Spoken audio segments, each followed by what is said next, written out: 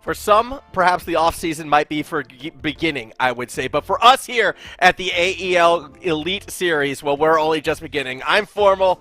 Joining me once again is Jake, as we are bringing back this new and improved AEL Intervarsity Showdown. Top 8 teams in the region going at it. Swiss stages throughout, or not Swisses, round robin. I don't know. I always get that confusing. How you been, Jake?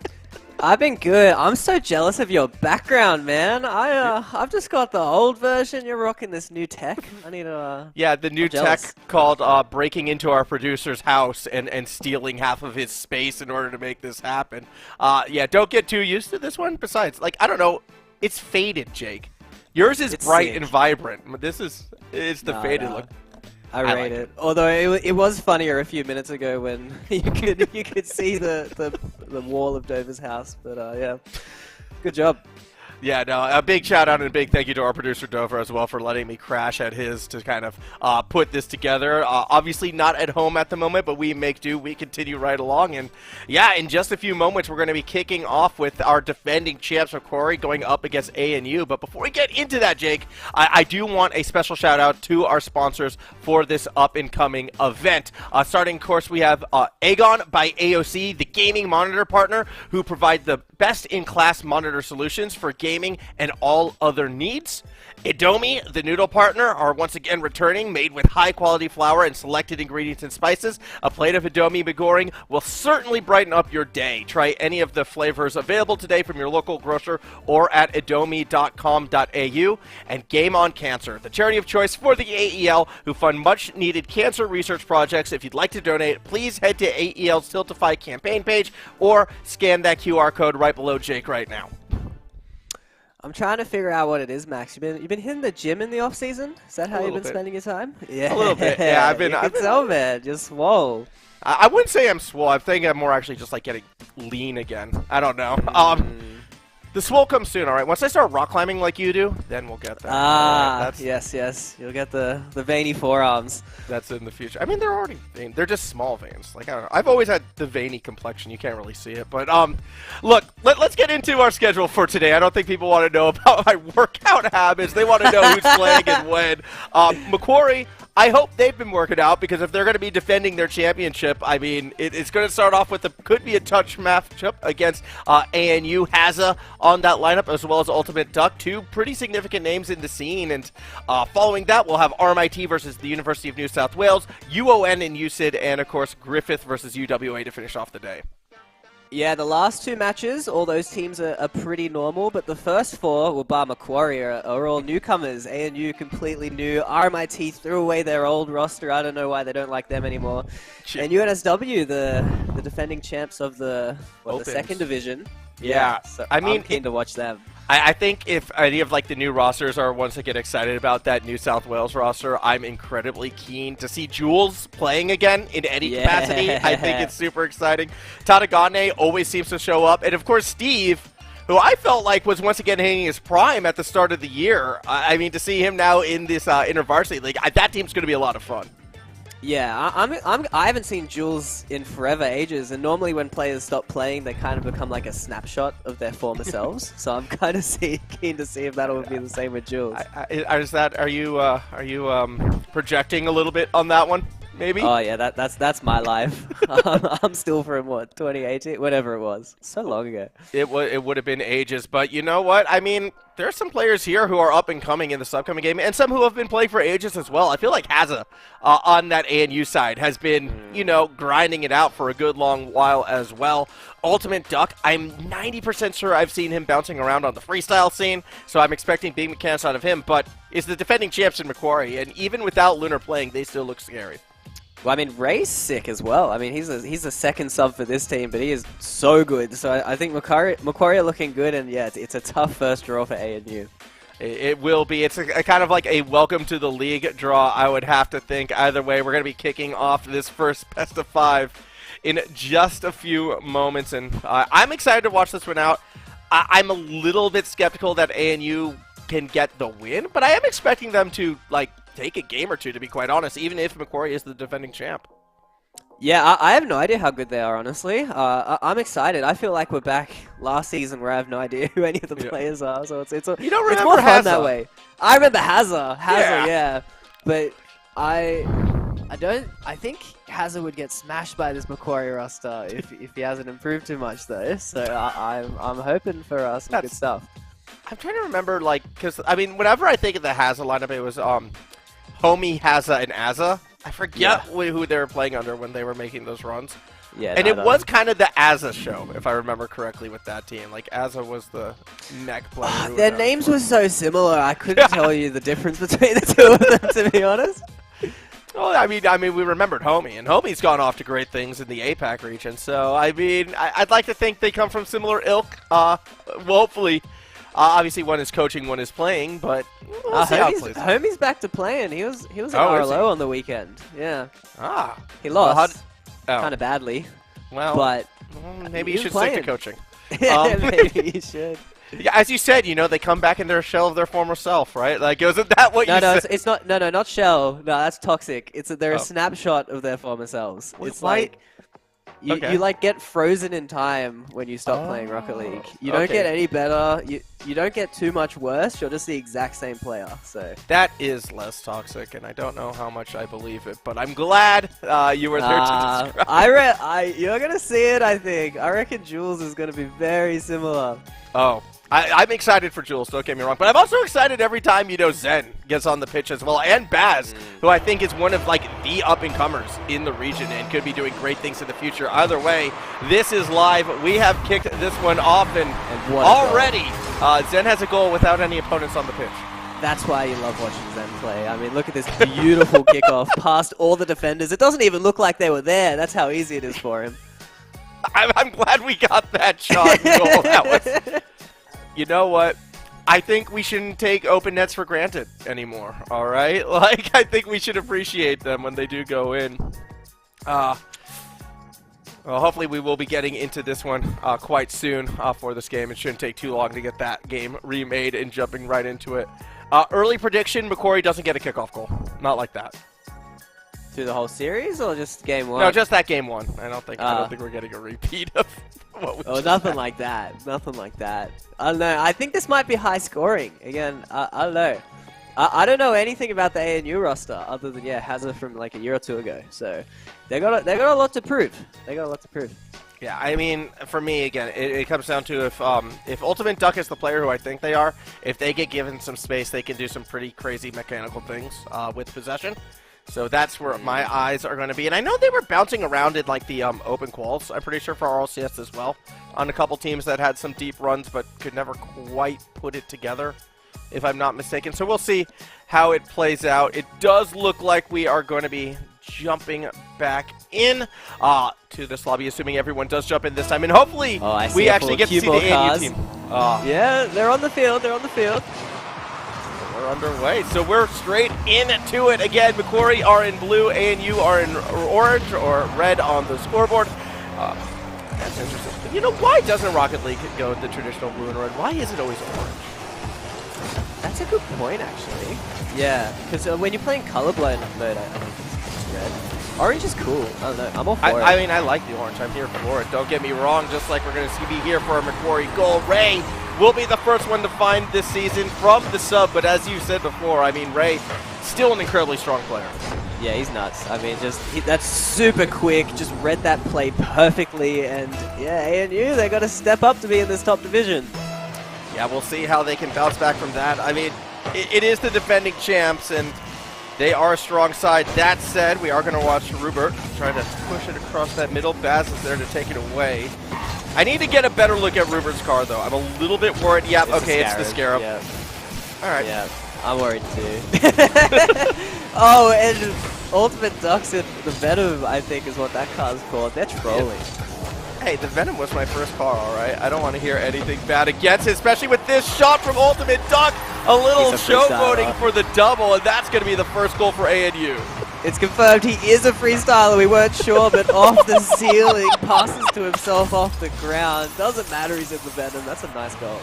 That was actually sick. The replay made it look better than what it looked like live just from the angle, but yeah, he is the player who I thought he was, Jake. He is that player freestyle background, super mechanical, and showing what happens when he gets space.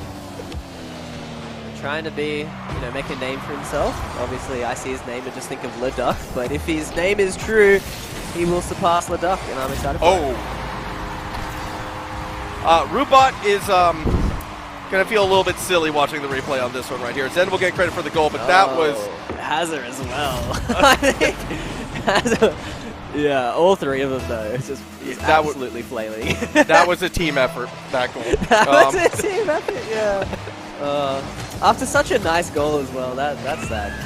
Well, let's see what Zen can bring back the other way. The 50 goes down to the teammate, but isn't really able to pinch it off him. They go for another pinch. Almost looked like Zen was trying to play goalkeeper right now against his teammates. Won't slow down the Macquarie side for too long. Ray has a peek, has a chance. Baz plays cross up, but no one's there for the shot. ANU's on the back foot right now. Their clears are big, but they're not able to get any sustained pressure of their own. You can see Baz just so in control getting the ball out of his half. Yeah, Baz saying, I've got mechanics as well. The dribble straight down the middle nearly goes the distance. Everyone, though, on that defensive side having to make dives for it. No one quite able to corral it and get that clearing touch just yet. Eventually, Hazza will be the one who gets underneath it, but even then, it's a quick challenge lost out, and Macquarie establishes pressure once more. Yeah, Macquarie are brutal so fast. You can see it's forcing ANU to panic, although here's a good chance. Macquarie on the back foot with Baz still so calm in defense. Yeah, Baz looking very, very collected, and I like this from the Macquarie side as well. They're not overexerting too much outside of that one attack where they were defending each other. Actually, you know what?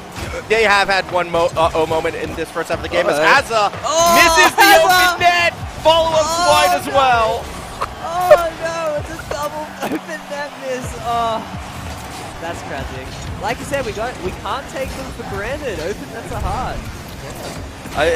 Zen's 1 for 1 on it. That's all I'm saying. As Baz tries to cross up the defense, Ray too slow to get there. Now, actually, this could leave Macquarie a little bit short man. The two defenders will rotate back, but the ball's still going to get pushed in a dangerous position. Challenge came through. Wasn't accurate enough this time. Follow-up touch from Duck was on target, but we will get the clear instead down the middle. Macquarie keeping up their style. They're aggressive. They're throwing players forward, but look, it is leaving holes in their defense.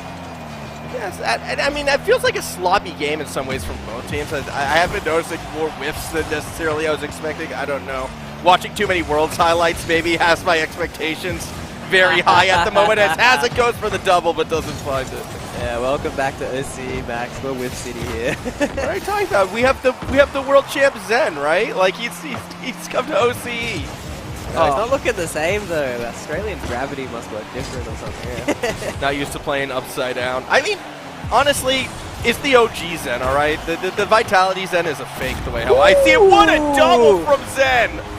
Yeah, the OG Zen. I mean, that's a nice one. Ray setting him up from the corner, but ooh, that is so fast. It was fast and it was precise, and this is why he is the OG Zen. Okay, don't need to be in Worlds for this goal to kind of come through. That was a sick shot, and you could almost say that was Vitality Zen, I think, and people would believe you. Zen did rebrand though. He's been Zenulous for a while. I don't know why he did it. Maybe he saw the up and coming prodigy ahead of his time.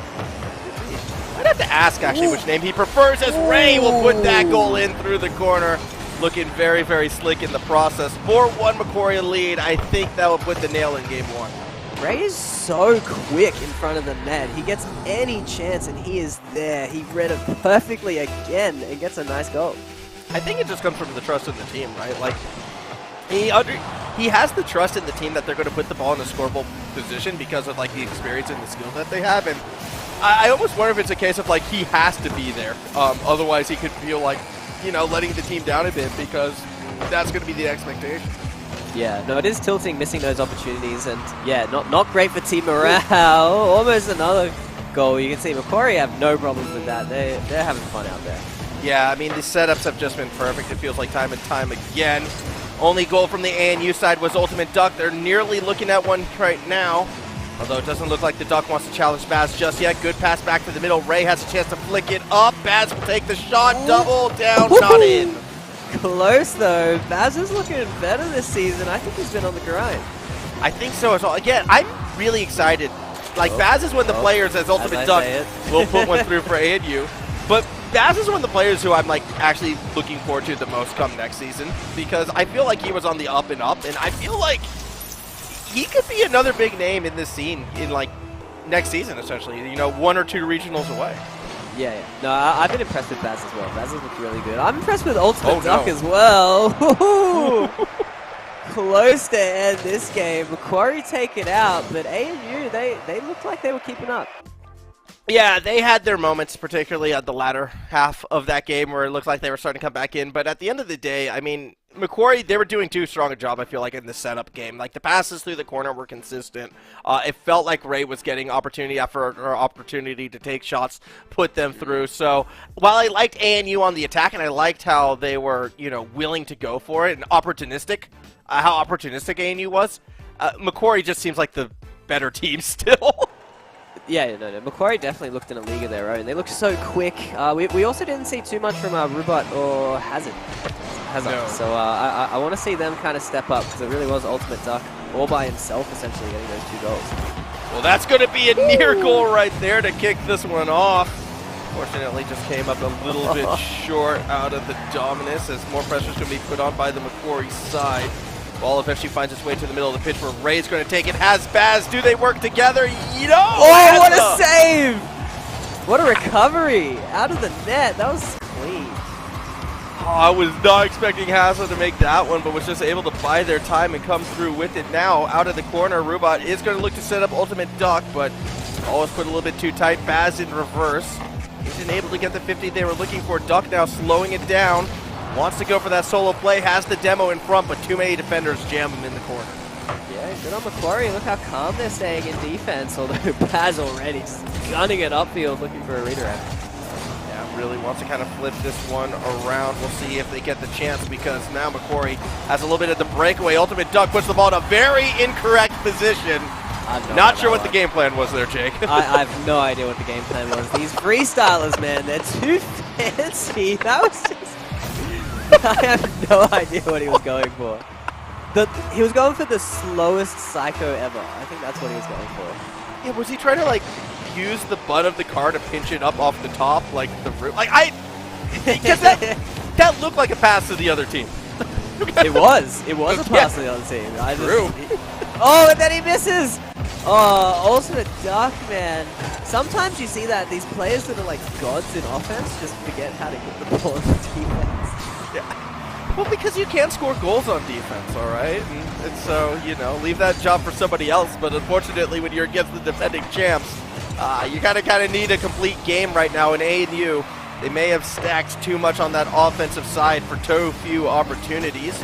Maybe they'll get something here. Ultimate Duck again going for the pinch. Doesn't quite find it, so instead Zen will put it down. Ray takes the shot, but it goes wide.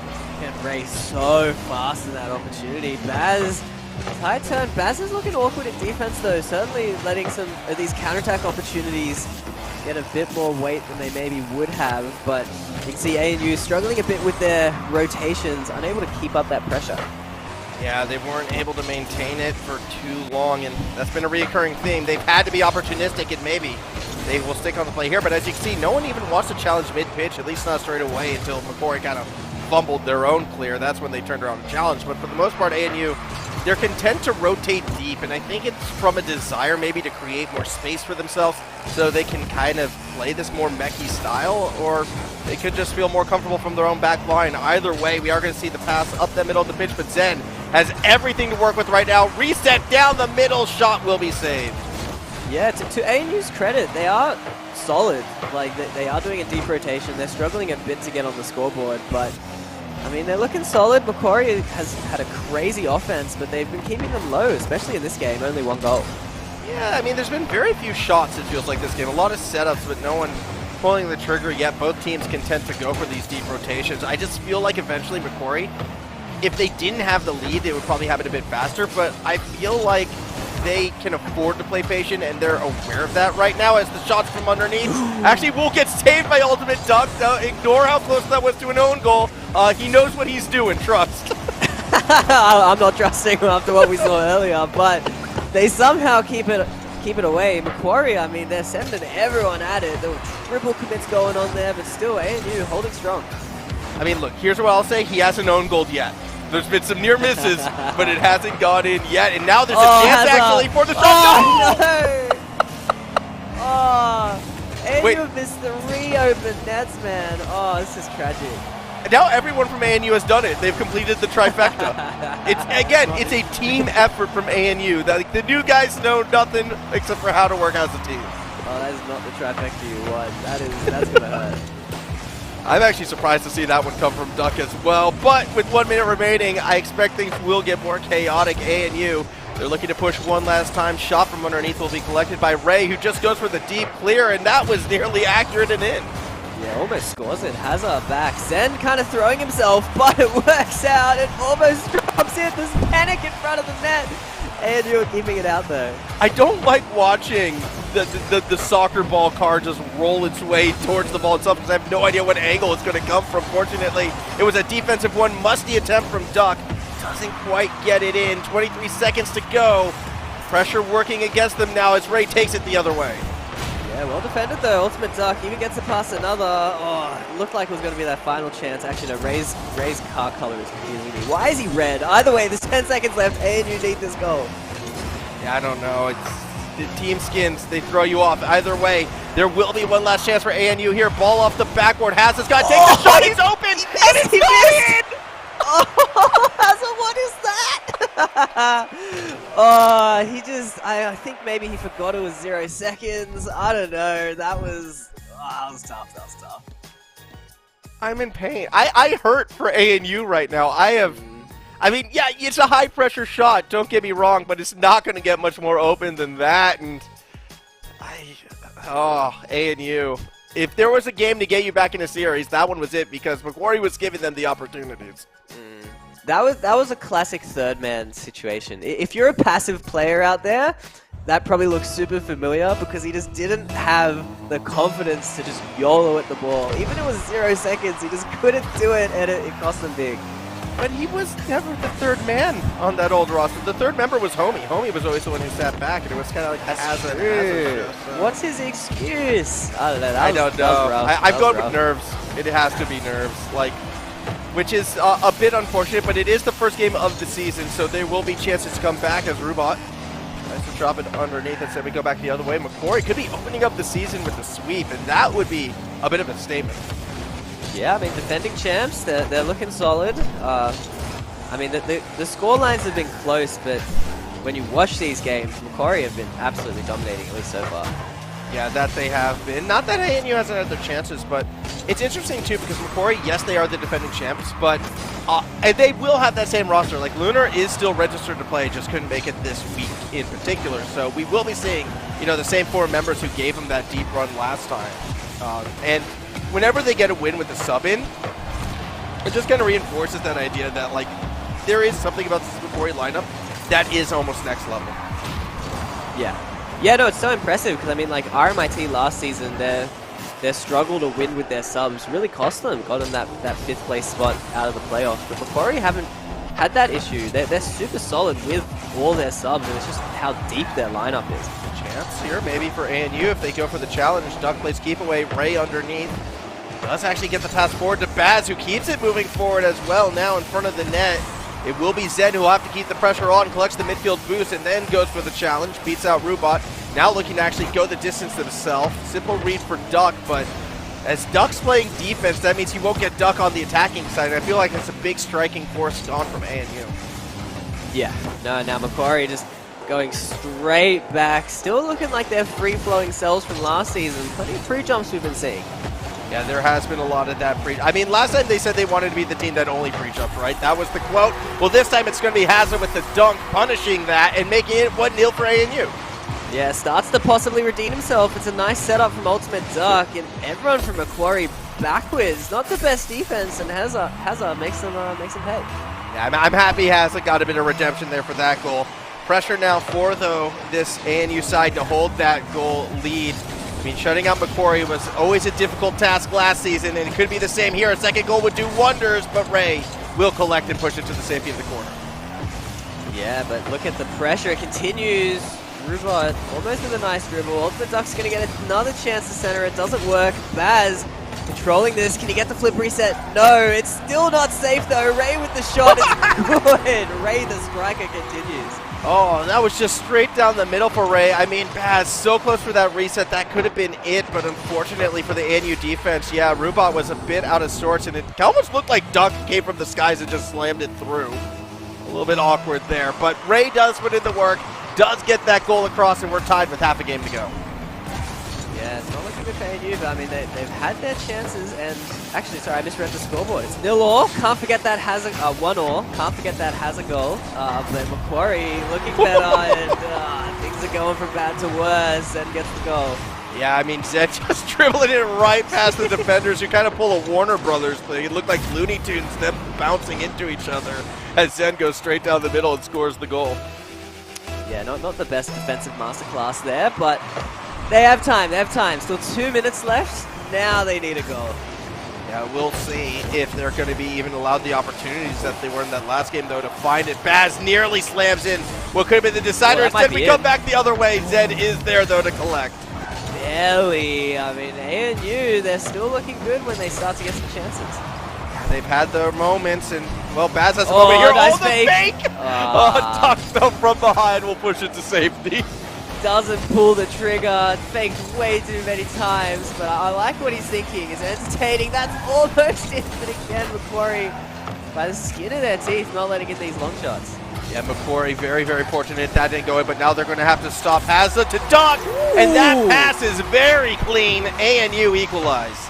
The Ultimate Duck is awesome to watch, man. Is this off the backboard? It is. That is a stunning goal.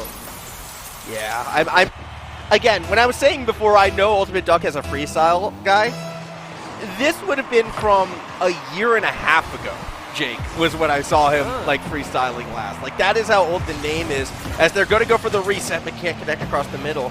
And it was like, you know, your typical freestyle 1v1 event, and if I'm not mistaken, he made top 4 in it. And it was like OCE and APAC players, so definitely strong. Ray's going to get that goal, though, to retake the lead from the Macquarie side. Yeah, Ray with a boring goal. Where's Ultimate Duck's goals, man? I mean, Ray's just... I mean, they're boring, but they get the job done. He's just always so quick in that box. He is a speedy one, and that goal is definitely going to help them on their cause. A minute 15 remaining for ANU to equalize. They're going to have to do it again, starting from their own back half. Duck stays cheated forward, though, but won't get the opportunity as Rubot also gets denied by Zen defense. Oh, and then Zen follows up as well. Look at all 3 Macquarie players trying to get the goal, but it's a tragic pass from Zen, nowhere near any of them.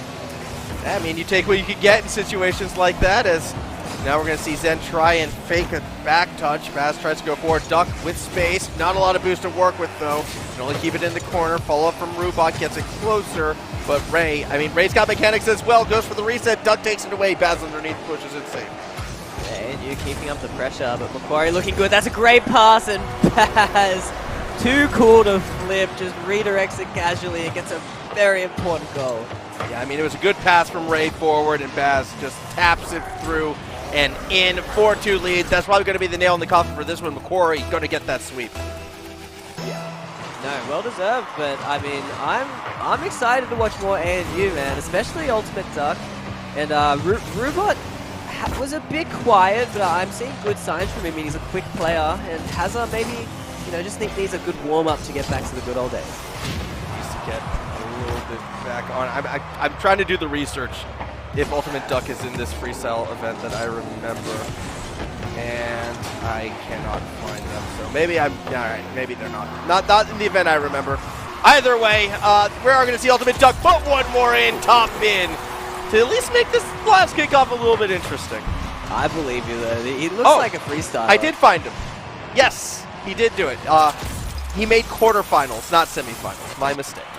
Still good. I'm impressed, though, because he's really translated his mechanics well into comp. Because some freestylers will just, like, their moves are too slow and they need that, like, perfect setup. But he was pulling stuff out. I mean, you even saw then just, like, a really nice finish top corner. So, yeah, I like his prospects. You want to know a fun fact on who won that event? Who? Finn. Is Finn that good at freestyling? He was. Yeah, I'm like looking through this event right now, and it's a bit of a throwback, actually. Yeah, Finn beat Swanee in the final. Levi and Vampel were in it. Widow, Melody, who's insane, chaotic. LCT, Realize was actually in it. Got knocked out in the first round. And Zen was also in it, who also got knocked out in the first round to Finn. So, yeah, that's a fun little throwback of an event. But, yes, Macquarie is going to win this first one 3-0. Yeah, no, well played from Macquarie. I mean, showing why they're defending champs. Super tough draw for ANU, but I believe in ANU's chances. I liked what I saw. Yeah, that was a great... I don't want to say a great showing for ANU because they definitely have some things to work on that defensive side, but on offense, they looked very, very good. Look, we're going to be throwing it to a break right now, but when we come back, we're going to have an interview with that Macquarie side as well as kick off our second game, so stick around, more Rocket League when we return.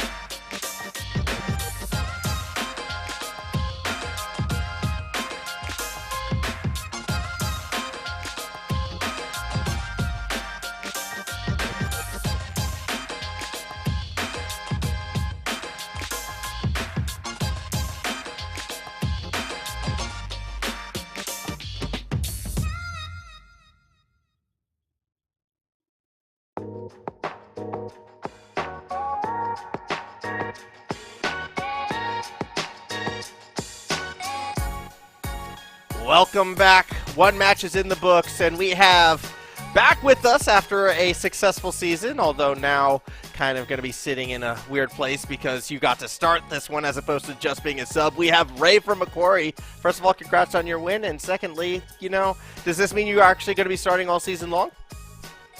Yeah, hopefully. I mean, we only have 3 on our roster right now. We'll see if we have Luna in the future or not. I'm not completely sure. He's retired now, as you guys know. But we'll see. But it looks like as of now it's going to be us 3. Dude, I did not know that. You give us too much credit. Ray, you did some great plays. You were just so fast in that striker position. Is that something you really focus on in terms of your style? To be honest, not really. But sometimes you just gotta go when you gotta go. You see an opportunity, you go for the ball, and you get a goal. That's all it is.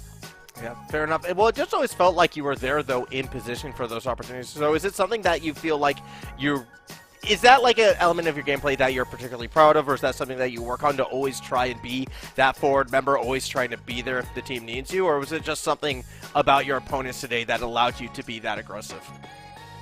I think I'm more of a rotational player, so I think it's to do with my rotation. I'm less mechy, more rotational based, so I think being in the right position at the right time is something that obviously someone who's focusing on rotation would be, in position, hopefully. What do you think of ANU coming up to the top division? Do you think they'll do well this season? Yeah, I think they will. I mean, they kept it pretty close with us, and we're the reigning champions, obviously. Ultimate Doc is crazy. I have to give him credit. Yeah. He played insane that series.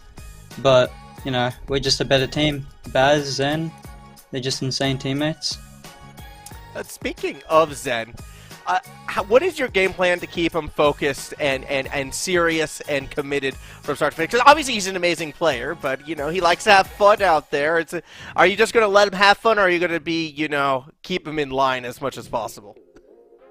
I think it's a good mixture of both. You can't not have any fun, otherwise you're just going to end up not playing the game, getting burnt out. But at the same time, you got to keep a level of seriousness. You got to be able to focus, not just troll. At the end of that, we did end up pre-jumping quite a bit, but we were having a bit of fun. We knew that we were in the lead. We did have the advantage, so we just went for it. Just had a bit of fun.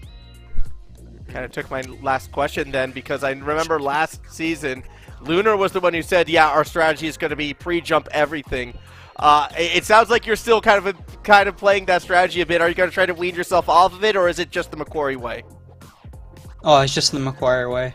It just is. We're gonna Luna's step down, Baz has stepped up. He's gonna be the one. He's gonna be the one freestyling. You're gonna see him pre-jump a lot. You're gonna see him do a ton of mechanics, skims, psychos. You'll see everything off him. Just you wait. I'm here for it. Cool. And you as well, right? Oh yeah, but I mean, Okay. I'm the more serious one. I'll just sit back, let them do their thing. I want to make sure we don't concede a goal as well. They'll convert you by the end, I'm sure. That's what they all say. You know, I'm the brain player, and then Macquarie happens. Like, we're going to be throwing off right now. Again, congratulations on your win, but we have another game set up, good to go. Last question before I suppose we send you off. Are you scared of the return of Jules, Steve, and Tadagane? Oh, good question. Absolutely not. Oh, I've good teamed with answer. Telegane. I know him. I know the ins and outs. The other players that are retired, they're ex-pros. Stay that way. All right, answer, shots man. fired. Thank you so much for that interview. But yeah, Jake, we got to start looking ahead right now, because RMIT versus UNSW, brand new RMIT team, UNSW, the Open Division champs. This is going to be a fun match. Yeah, I'm super excited to watch UNSW. I mean, all of last season, we saw them in that second division, and we were like, why? Like, what are they doing down there? They're too good to be down there. So it's good to see them here, and yeah, I think they're going to want to make a statement here. Yeah, I think this is going to be a super fun team to watch. I mean, the potential is there to see them up there competing at the top, but the question kind of will be, I guess, what form are they in? Because, I mean, everyone kind of says it. You said at the start of the show, Jules, it's been a hot minute since we've seen him competing. I think when we saw him last was on a ground zero lineup, if I'm not mistaken, that had some pretty good runs with Express, if I'm right. I need to double check that one. I seem to remember Jules and Express on a team together. Yeah, the last I remember was playing Torsos, honestly. Oh, that could have... I wonder if that was it then. And then Deca joined. And then him and Drippe left at the same time. So yeah, I think that was his last hurrah. So I'm excited to see him. It was the first time I saw Jules pop up on my friends list playing Rocket League. I haven't seen that in a long time, so it's good to see him back. Yeah, I'm excited to see if he has those good still. I mean, Steve is a player who I still trust. I thought he was playing like pretty top level even earlier, like back during the winter split of RLCS. He was still kind of showing up despite, you know, not taking the game quite as seriously as he did fall split as well. He looked incredibly strong, but then kind of faded off towards spring. And Tadagane has just been around for ages and been competing for ages as well. I thought Ray was being toxic when he was like, I teamed with Tadagane, I know he's useless, but he more meant he understood him. So I'm keen to watch Tadagane too. Yeah, I think Tadagane is also kind of, it could be that strong player on the scene that could surprise people, but just because maybe not as notorious as the other two when it comes to RLCS successes. Either way, we are jumping onto the pitch, and we didn't talk much about this RMIT lineup. Should be worth noting. That's because we don't know too much about them. The old RMIT, after getting, you know, 5th place during the last Elite Series, has completely thrown away that roster, and it's 3 new players. I think Fong is maybe returning. That name looks a bit familiar. Was but a the sub. Yeah, Fong was a sub, eh? Yeah, so there's the tiniest bit of remnants from that old team, but yeah, this is completely new. Yeah, so it will be interesting to see how they perform. Because I remember, I'm pretty sure Fong was in the game, the big upset game against UWA that really kind of threw everything a little bit out of whack, and then against Griffith as well, if I'm not mistaken. So that was the big one, the round 6 matchup against Griffith that really cost RMIT. So we'll see if they're going to be able to have more success this season with this new lineup. There's a lot of tough teams in the Elite Series, and New South Wales is definitely one of them. We're trying to hype up Fong here as the returning captain. Are you just trying to blame RMIT's previous season all on him? No, he's the one who said, hey, it's that 5th place not good enough, all right? He made the tough decision. Yeah, either way, yeah, my eyes are on the two new guys to see what they can bring to the table. Yeah, well, I mean, so far, they haven't given up that goal yet. Cubicles tries to clear it, but midfield challenge comes a little bit late out of Spasm with Cubicle right behind and left Fong in a tough spot. Pressure should be established from the New South Wales team, but they're also playing surprisingly passive at the start of this game. Yeah, neither team looking too, you know, crazy in terms of offense at the moment. A nice dribble from Jules though. See, look, Jules is even in the same car he was in when he retired. I'm telling you, the snapshot is real. Yeah, but if it's a snapshot, yeah. Okay, wouldn't he be in the same car then? Like, isn't that what his snapshot would be? That's what I'm saying. Yeah. I told you, we're going to see Jules and he'll be the exact same player. And, I mean, he's in the car, so we're half right at least. Yeah, well, there we go. I mean, that's going to be a cool pinch, although Jules gets bumped from his own teammate. Now he's going to look to play it through the corner. Like, you can correct me if I'm wrong for this one as the shot pass. No! Doesn't connect to Steve. Oh, that is not one you normally expect Steve to miss. And no one there for a really great chance. Yeah, UNSW letting one slide. Yeah, a little bit awkward from the New South Wales side, but the expectation would be they'd create some more. To quickly go back, though, to Jules, like, correct me if I'm wrong, but wasn't he known for, like, almost always being, like, the runner-up and never being able to win, like, the big final or, like, be the top at the end of the season? Why are you just putting down our players on the team? First it's Fong. You say Fong was the problem last season, and now you're just pointing out that Jules isn't a winner? Like, well, because I remember the season that Jules won with Ground Zero. It was like a big thing, like getting the monkey off his back. Yeah. Yeah. I mean, yeah. What's Jules? Yeah, no, you're right. But, I mean, there's been a lot of players like that, you know? It's kind of hard to win. I mean, yeah, it's kind of what happens when, you know, a certain team of three just wins everything the entire time they're in. You know it, exactly. We don't share.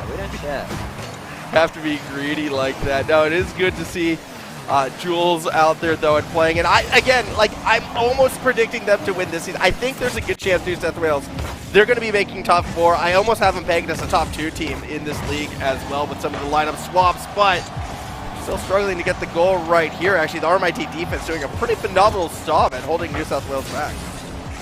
You've brought my memory back now. You're right. It was Jules Amphis Express. That was Yes. And then Jules swapped with Torsos, which obviously worked out super well for Torsos. Yes. But Jules still did great. They came second that season, I think. So yeah, they did well. Another second place. Another second place, dude. Why do you keep bringing it up? Let these players, you know, enjoy their careers. Yeah, you know what? I think Jules had a phenomenal career, okay? I think, why is second place a bad thing? Second place is great. To do it consistently, even better. That's a tough ask. That's a good point. Oh! Starting off, Tatagana. I mean, look, this game's been pretty mellow, honestly. I kind of miss Ultimate Ducks freestyling, but UNSW, the pressure gets there eventually. It's a nice setup by Jules, and it's a late goal. Could be very important. Yeah, really late goal, really well timed as well. I mean, that touch through the corner, exactly what it needed to be. Pressure now on this RMIT side to see if they can start to bring something back. Fong had the pass, but Steve will take it away. Always was a strong midfield player. Finds Tatagane, who will connect with Jules. The teamwork coming in spades for New South Wales, but now all they have to do is hold it on this forward half, and they'll walk away with a Game 1 win. Yeah, RMIT, they need to step it up, maybe get a counterattack, but 13 seconds left, like UNSW, you can see their style is very calm and controlling. RMIT need a miracle here. That they do, but it's not going to come. Not in Game 1, at least. Steve puts the coffin in the dirt with this shot right here, straight down the middle, just a little bit quicker than the defense, and that's going to be a 2-0 victory, most likely going to the New South Wales side. That's a pretty classic Steve goal, honestly. Steve's always been very quick, very clinical, and catching RMIT off guard there. Chance for a 0-seconder, does get denied initially, and ball will hit the ground. So New South Wales come out with 2 late goals to take the first game. It wasn't the dominant performance we may have been expecting, but it was more than enough to win. I think that was actually more dominant than it looked, to be honest. Because, yeah, it's not like UNSW had heaps of chances. And also, they weren't really controlling the game in terms of, like, being, like, super pushed forward and, like, pressuring right in front of the other team's goal. But they were never really in any trouble at all that game, whereas they were the one with all the chances. Yeah, I'm just like trying to think back. I saw a quick look at the stats at the end. I think RMIT had 2 shots on net compared to what looked to be 8 from their opponents, something around those lines. So definitely, yeah, possession was much more in favor of the New South Wales team. I just get nervous, though, when the goals come in late, right? Because all you need is one errant touch or one unforced error, and a 0-0 game can quickly go against you. That's why these low-scoring games can be as tense as they are, but still, starting off this second game, New South Wales, they already have possession on the attacking half. There's the pass, there's the shot, saved, though, on the line by Pong. Yeah, that was close, though. UNSW, it still feels like they are finding some nice chances. Honestly, credit to RMIT to having a great defense to shut out UNSW for so long last game. Yeah, that is true, and I mean, they are getting a lot of defense in, it feels like, because they are constantly on that back foot. Rare opportunity of RMIT on the attacking half for now, but it will be short-lived. Pass through traffic, not enough for the goal, but the follow-up just might be. Steve, no, puts it high. Yeah, that was pretty textbook for Steve. He's going to be disappointed in that finish there, but they almost get scored on as well. Luckily not. Jules has heaps of time to set up a nice air dribble. Going for the double touch as well, but it's cleared. Yeah, save on that backboard there to push it out to safety. Now we're going to see Steve attempt a similar thing. RMIT proving they know how to defend above the net. I'm just waiting till New South Wales tries to go underneath it, and with that pass, it's going to be it. Tadagane gets their second of the series. I mean, that was like the least convincing finish he probably could have done, but nice pass from Jules, and Tadagane is so quick to get to that. Like Ray, the teammates, man. Very, very similar. Yeah, I mean, it's all starting to come together. I wonder if we'll see that team, you know, looking to make some RLCS qualifiers in the future. I wonder who their third will be as we start off our next goal right now. Still 3:40 on the clock, so plenty of time for RMIT to get something going, but they're still looking for their first in the series, and it feels like even when they get the ball to that opposite side of the pitch, they're not even getting close to putting a shot on. Yeah, no, you can see just how much more dangerous the UNSW offense is. I mean, that is another great goal. This time, Steve with the assist. Assist doing, you know, a lot of work. It looks similar to the last one, just because there's a pass across the middle to Tadagane, but that time the touch from Tada was a lot more convincing, a lot more on point, and we already have a 2-0 lead. Yeah, and kickoff. Not what Tadagane was after there. Here's RMIT's possible chance. They can set up some pressure here and get a goal, but they're not really going for the ball. Nothing happened. Come together. Initially, saves on the line, keeps it out. Follow-up pressure. Oh, still not there. And finally, someone's got to tap this in. I like the setup from Jules Steve. What? What? What? Oh, Fong should have scored that. Oh, UNSW is rolling. I don't know what was going on there. Here's another chance. Fong, score it. It's going to be saved. Tadagane's back. Oh, my goodness. I mean, New South Wales, it's like, you know, they're teasing. They're teasing. Look at that Tadagane. Sweet whip through the corner as well. I feel like New South Wales is almost playing with their food right here, almost thinking, yeah, RMIT, you have a chance, but I don't know. Someone seems to always be there, and Steve is going to get a sick one. Steve is so good. Why did he ever stop playing? I mean, look at this. It's just beautiful. I forget what this flick is called because I sure can't do it, but damn, that was nice. Yeah, because it's right. It's not a traditional musty, isn't it? It has like a different that's name. a breezy flick. It's the breezy. That's the breezy. That's it. Yeah, that was clean. That was really good. As we're gonna see more pressure off the backboard, sets up Jules, who'll put it in. Help from the demo, making it now a pretty one-sided game, 4-0. Yeah, when it rains it pours. I mean, RMIT holding 0-0 for so long. Did they score last game? I think it was 2-0, right? It was 2-0. They had two shots on target last game. They did not score.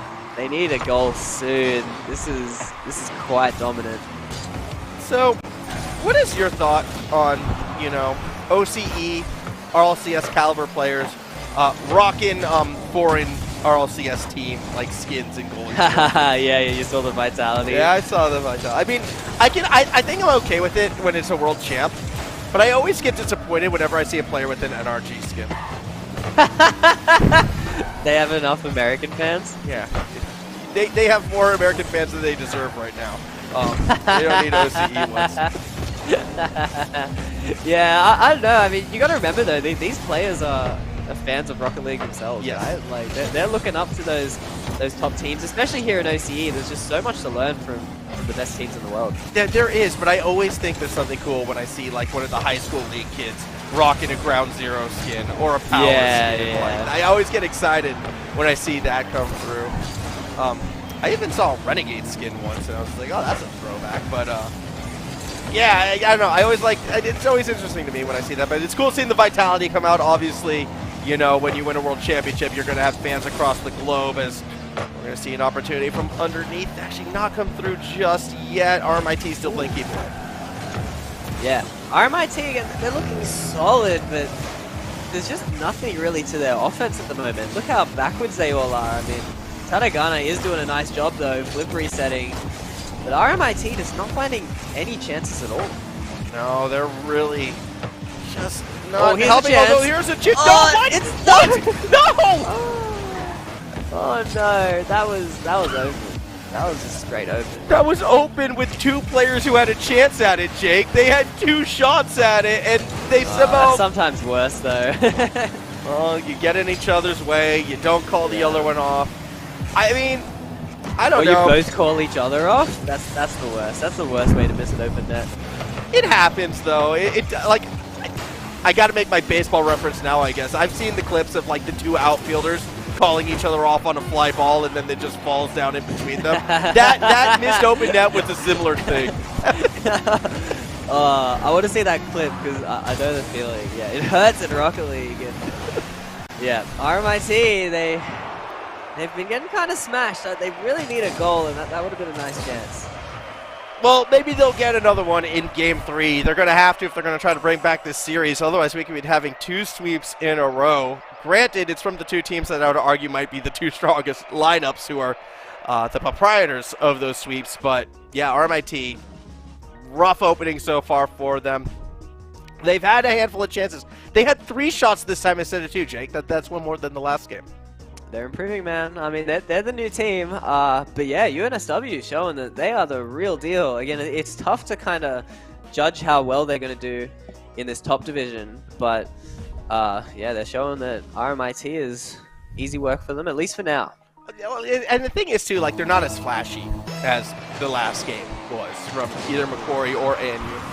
But they don't need to be, right? Like, they're just kind of sticking with strong fundamentals. Okay, never mind. They're flashy, Jake. They're flashy. That guy is out to prove you wrong, man. What a double touch. Just so quick. And the finish, I mean, there was no one in net, but he shot it like he meant it. All right, so now I'm believing more and more in this team that they can bring out the mechs when they have to as well, because that was going to be my point. Like, what happens when they need to get the mech to make the goal go through? Well, Tadagane reminding us who he is. So, yeah, they can still do it. And that's a good sign. Steve also just scored a really clean breezy flick as well. True. I mean, I'm loud. I want to see Jules, but I mean, Cubicles, he gets his team on the board for the first time in the series. That was a good demo from Spaz, getting rid of Jules, the 3rd member, and finally RMIT gets one on the board. A much-needed goal. We're not going to get a perfect series, but, I mean, that's their first goal in, what, just over 10 minutes, and they already need another if they want that lead. I don't know, Jake. I feel like maybe it's the catalyst. Maybe they start to turn it around here. Yeah, no, I hope so. It was a great setup from Spaz. It kind of showed that their problem through the series, though, because Spaz honestly could have scored that, but he just kind of like drove off the boost. So, luckily his teammate was there, but yeah, I want to see that killer instinct from RMIT if they want to win this game. And that's a nice shot. Tadagane's not back, and Fong gets the lead for his team. That looked really awkward from Tada's perspective right there. I mean, Fong put on that touch, but yeah, Tada was already rotating up the pitch. Didn't look like they had the boost either to realistically be doing that effectively. And yeah, just an awkward position. Well read by Fong. Good goal. And RMIT, they have their first lead of the day. Yeah, can they keep it though? I mean, it's very early on in this game. UNSW have a lot of time to get an equalizer. Pass down to Jules, but they'll get bumped off it still, though. We're going to see the pop-up from Tada. Saved on the line. Follow-up will be there for the clear. However, Steve lets it get behind him. Has to do a little bit of recovery, but that recovery will prompt the defense to jump and actually buys time for UNSW to reset themselves. Yeah, beautiful defense from RMIT, but it's not over. UNSW is setting up. Tadagane going for another double touch, but RMIT, they're hitting a new level with this defense. That they are. Jules wanted to pass to Steve, but he actually kind of got caught up it looks like, by a defender. New South Wales, we're finally seeing what happens when they really put the pressure on that a little bit more, but RMIT, for the most part, has been able to match it. Yeah, no, RMIT is stepping up. I mean, first 2 games, very dominant for UNSW, but RMIT, maybe they've just started believing in themselves now that they got that goal that was eluding them for so long. And you know what? I like how it's come from a little bit more physical play. The bumps and the demos coming out in favor of RMIT. I was talking to a player recently who also kind of owns an internet cafe thing. Obviously not a top level player, but because of events actually had to go up against some. And his mentality was like, look, they're just on the same pitch as you are, just demo them, just bump them around. Everyone gets off balance when you get in their face enough. And I kind of feels like that's an approach RMIT has almost taken. Yeah, it's a great underdog strat, and look at this actually, UNSW overcommitting, it's an open net, Cubicles leaves it once, Spaz gets it, no, but, oh, that could have been a disaster. The low light turns into a highlight, courtesy of Spaz right there. Jules unable to recover that underneath, but that was one of the scariest goals I think I've seen in a while. Oh, he's going to want to forget that one. But important goal, RMIT extend their lead to 2. Yep, and there's still, under half a game left, so not within reason to assume that, RMIT can probably close this one out. That said, Tadagane is one you've got to be careful of. Has shown off some of the neck already. Starts to rotate back here. Swing and a miss again from Jules, who does turn it into a pass, actually. That's going to be Tade putting it forward. Had Steve on the corridor, doesn't go that direction. Yeah, let's see if UNSW have a more offensive gear they can get into here, because time's ticking down now. Only a minute 50 left, and they need 2, but Spaz is the one dictating the play. It's a nice challenge from Steve, though. I mean, Spaz was given that much space because of the bump as well. I mean, again, RMIT playing it so far forward. Every time the person commits for the ball, they don't stay behind it. They're instead looking for a bump immediately after, and it's paying dividends, but that aggressive style sometimes can get punished if you make a mistake on that second or third member. So I think New South Wales, as tough as it sounds, has to be a little bit patient after they make the save here, which fortunately for them they do. Yeah, look at this continued pressure though. It's a new RMIT.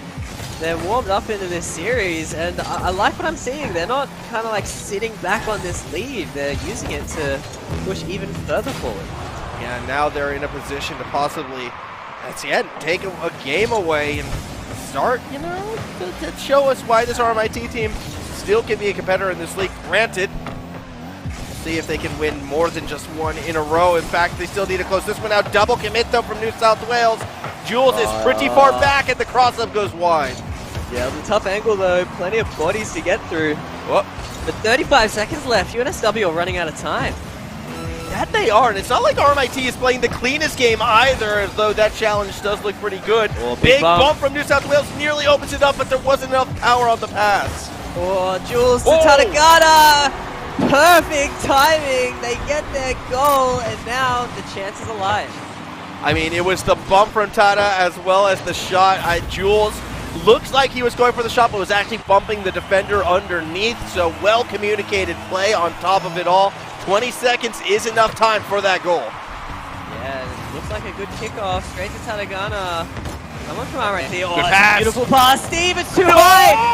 Oh, the bounce almost worked perfectly, but it's straight back to their side. They'll get one more chance, though. Jules down the middle. Needs a good 50. Nearly forces it through. Now Steve has to play recovery, but puts it the wrong way. That should do it for this game, yet somehow New South Wales stays underneath. Oh, Jules gets beaten by Fong, though. The ball is grounded, and RMIT, when it looked like it was going to be a 3-0 perfect sweep, turn it back. Yeah, I'm pleasantly surprised. RMIT, they found that aggressive edge, and the physicality was doing them wonders. Granted, we did see New South Wales take it to that next gear, I feel like, in those final 40 seconds or so. And if they can keep it there, I still feel good things are going to happen to that New South Wales side, but that double crossbar bounce at the end, that was a little bit heartbreaking for the team in red. Yeah, no, Steve would have backed himself to get it, but no time to rest. Just straight back into the next game. Yeah, game 4 and another big one again, RMIT. They got the first job done. Now have to do 2 more times against a New South Wales team that kind of refound that fire at the end of the last one. Already New South Wales kind of knocking out the door. Steve unable to get around the shot though. Yeah, but UNSW, they're keeping up the pressure, although again it feels like RMIT hit a new level defensively. They're not as bothered anymore. Yeah, no, they're looking again. The confidence that came from the physicality, that came from giving them those avenues, it's definitely been there. But it hasn't been the cleanest play. I mean, I still feel there's been a lot of unforced errors on the RMIT side, a lot of number 1 whipping, but because they're so fast to it, the second player was always there. So we'll see if that continues as another double commit from New South Wales kind of works in their favor. Ooh. Open net, no, it goes wide. No. I think Steve was surprised. I mean, didn't look like the RMIT defender was missing, but you've got to score those, man. There's been way too many open net misses in this series alone, all right? Like, I'm just going to say it as it is. The shooting has not always been there, but this time it is. Jules makes it 1-0. Yeah, I've been watching too much International Rocket League, Max. Back to OCE for us. And this is what we enjoy to see. That's a nice finish from Jules, though. Just gets the top of his car to redirect it nice and low and pass all the defenders. Look, I'm going to be a little honest here. I haven't had a chance to go back and to watch, RLO over the weekend yet. Were we seeing open nets like this then as well? No, there weren't too many open nets. You're right. That's a uni league special. I think it's an AEL special. It's why I love this league, though. You never know what's going to happen because it gets chaotic at a whim's notice. But so far in this one, so we'll see what Steve can do. It's going to be down to Tadagane, who can't quite follow it through the corner this time. Instead, RMIT will set themselves up for the attack. Yeah, pushing forward. Who was that? Spars doing a great job, but UNSW getting their defense up, holding onto this 1-well lead. They're holding on to it, but still, actually the pass does get through the middle of the field, or at least gets past one defender, but not quite the second. Spaz now will have a crack at it as well. Goes high through the corridor. Gets it around Jules. Has a chance for a pass down the middle. The bump play does enough to distract, and Spaz gets credit for the goal. Yeah, really nice from Spaz. Just slows it down, gives his teammate time to cook.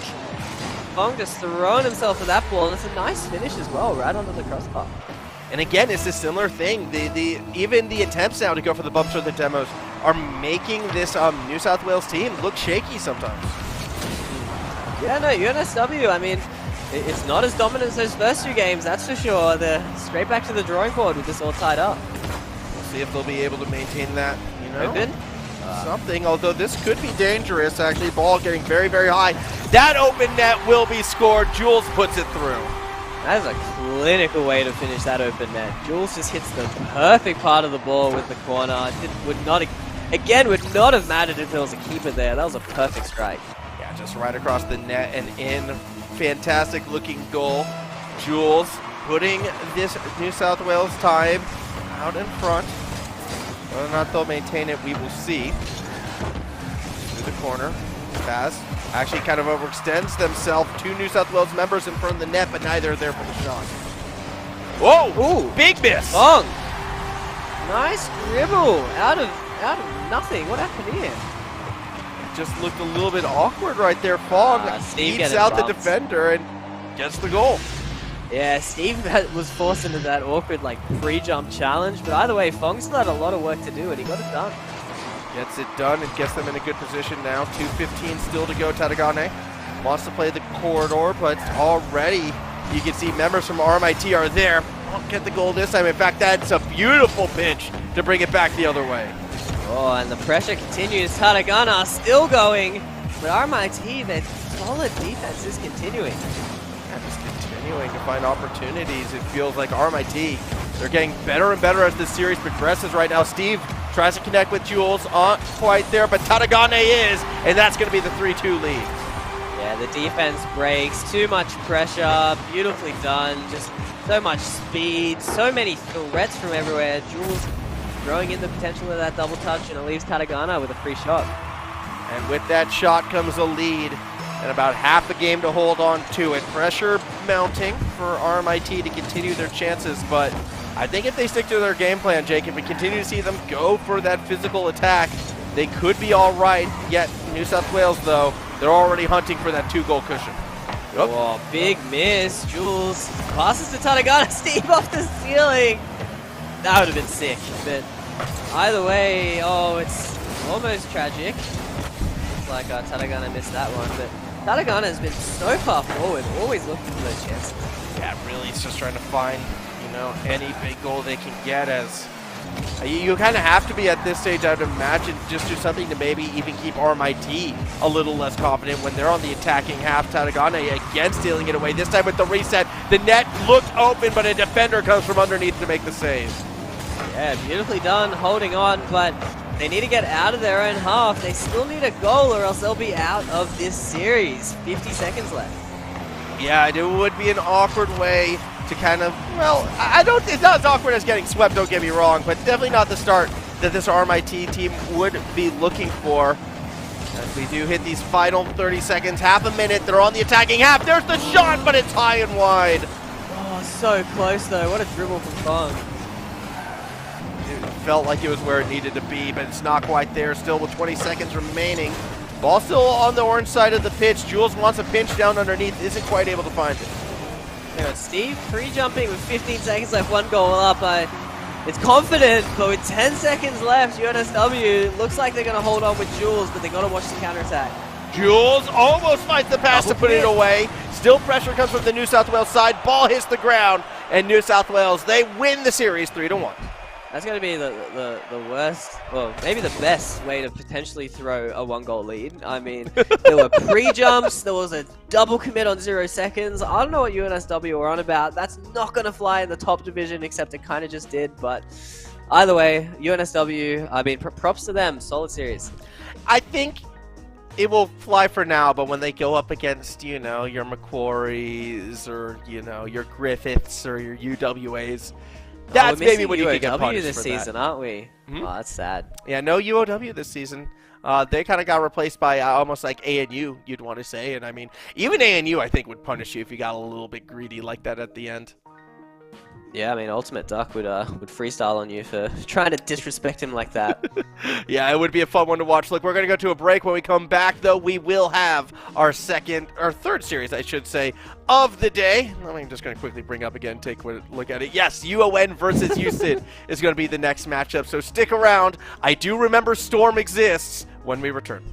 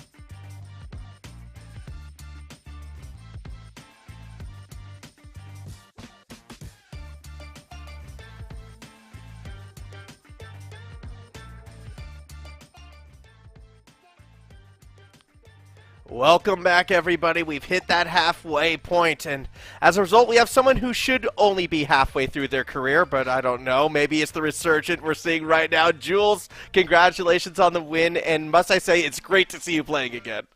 Yeah, it's a bit of fun to play a bit of Uni Rocket League. It's been a while since I competed professionally, so good to be back, I guess. Yeah, what's been happening, Jules? What have you been up to? Just uni stuff, really, and just like chugging through the degree. Been pretty intense the past couple of years, so yeah, hadn't had much time with Rocket League, and it's been a pretty good break, I guess. So, would this be the start of the comeback? I mean, finding that love again for the game, or is this just sort of something, hey, it goes with the uni, I still want to finish my degree first? No, I don't think I'm coming back. I'm too far gone. All the pros are too good. I've seen all the OC pros like Fever, Amphis, all of them, what they are now, and it's just, yeah, I'm not even close anymore to them, so, yeah. Bummer. Oh well, how are you finding the top division of the Uni League? Because I was pretty surprised to see you down in the second division last season. Oh, yeah, I don't know what happened there. I guess I thought we were a lot better and we should have probably been in the first division, but since we didn't have a team that made it, I guess we didn't play. But yeah, I still think it's the same quality. I don't think it's a bit better. Like they can hit the ball, but that's pretty much it. That's the only difference really. They don't seem to be having much thought behind what they're doing. That's toxic, Jules. You're gonna win the whole league then? I guess I don't know who any of these players are. I know Zen. I teamed with him once, but that was a while ago. He might be washed. So, and then the other two players on his team, don't know them. Don't know anyone else as well. So. Yeah, we'll see. Is anyone kind of going to be making that mark? I mean, I would hope at least your own teammates are. I mean, Tata had the Breezy in that series you were in. That's got to turn some heads. Steve, yeah, Tata or Steve? Steve.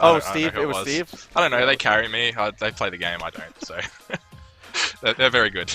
Yeah, but that said, I mean, I know you still follow the game because I couldn't help but notice the Vitality goal explosion every time you banged it through. No, I saw Zen at the World Championship and I thought he's crazy. Like this guy's next.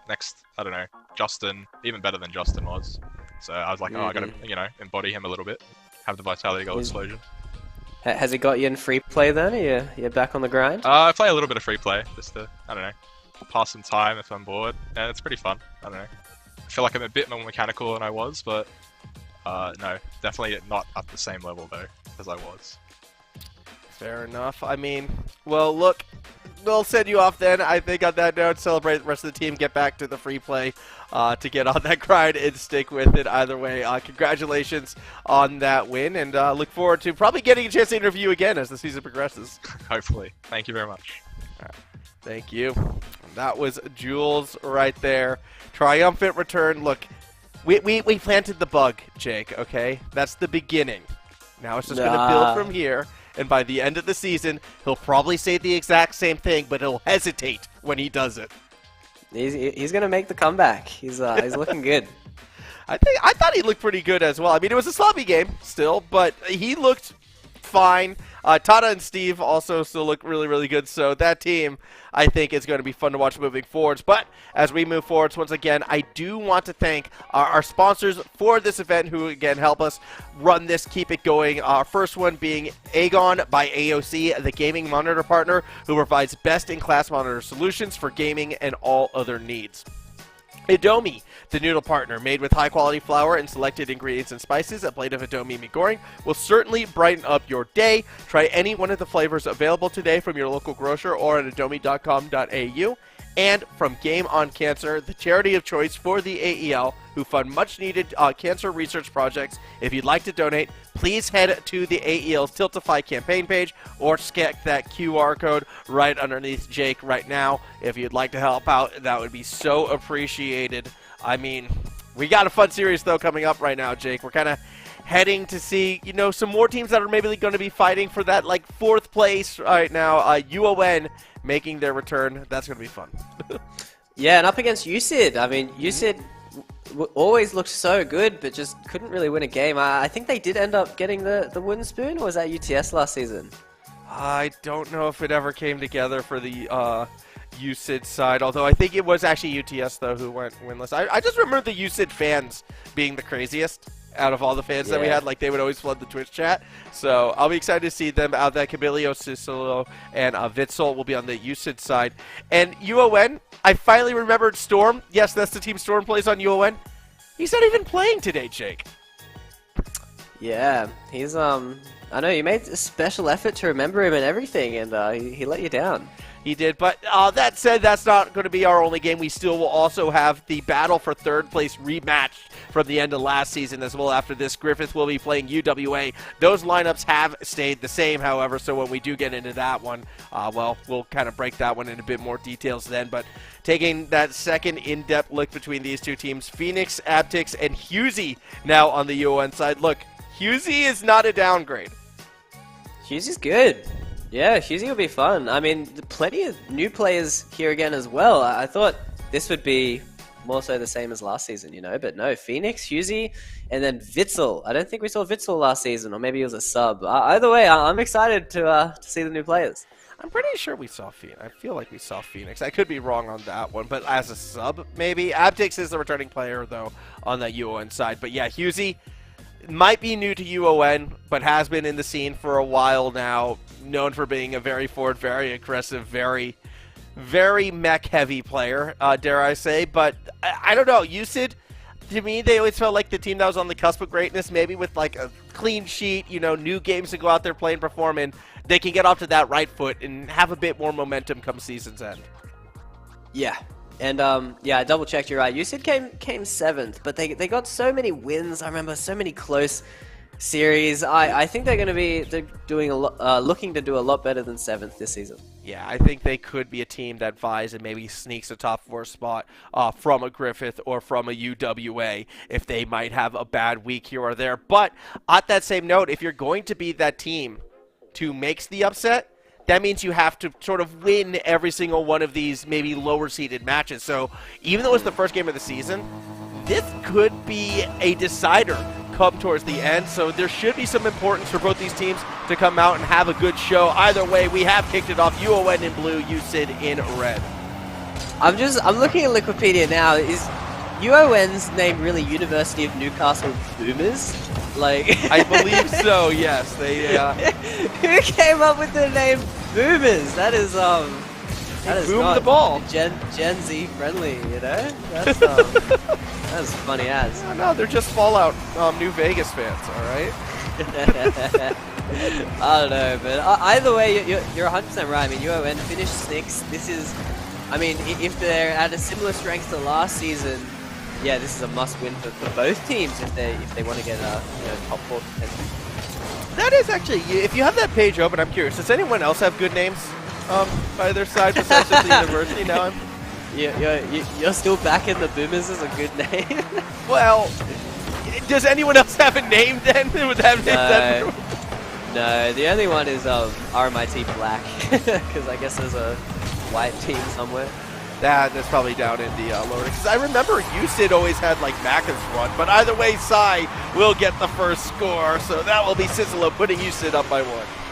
Yeah. No, I actually rate it more since they're the only team with a name, I guess. That's cool, but that's a nice finish from Sai. That was cool. Yeah, where he needed to be, magic touch to put it in, and again, this is what we're kind of saying. This USYD team, they always had the skills to kind of make these plays happen. It just, you know, 1 or 2 games would get away from them. They never were able to play that complete series, it felt like, Jake. They always would look great one game and then poor the next 3. So hopefully they can keep it going forward right now. I mean, UON definitely will have sort of that bang ball mentality. Husey right there keeping it forward as they look to throw it across to a teammate, intercepted away. Yeah, I haven't noticed Husey too much just yet, but like you were saying, he's an aggressive player, so if UON want to get some goals, look for Husey to be scoring them.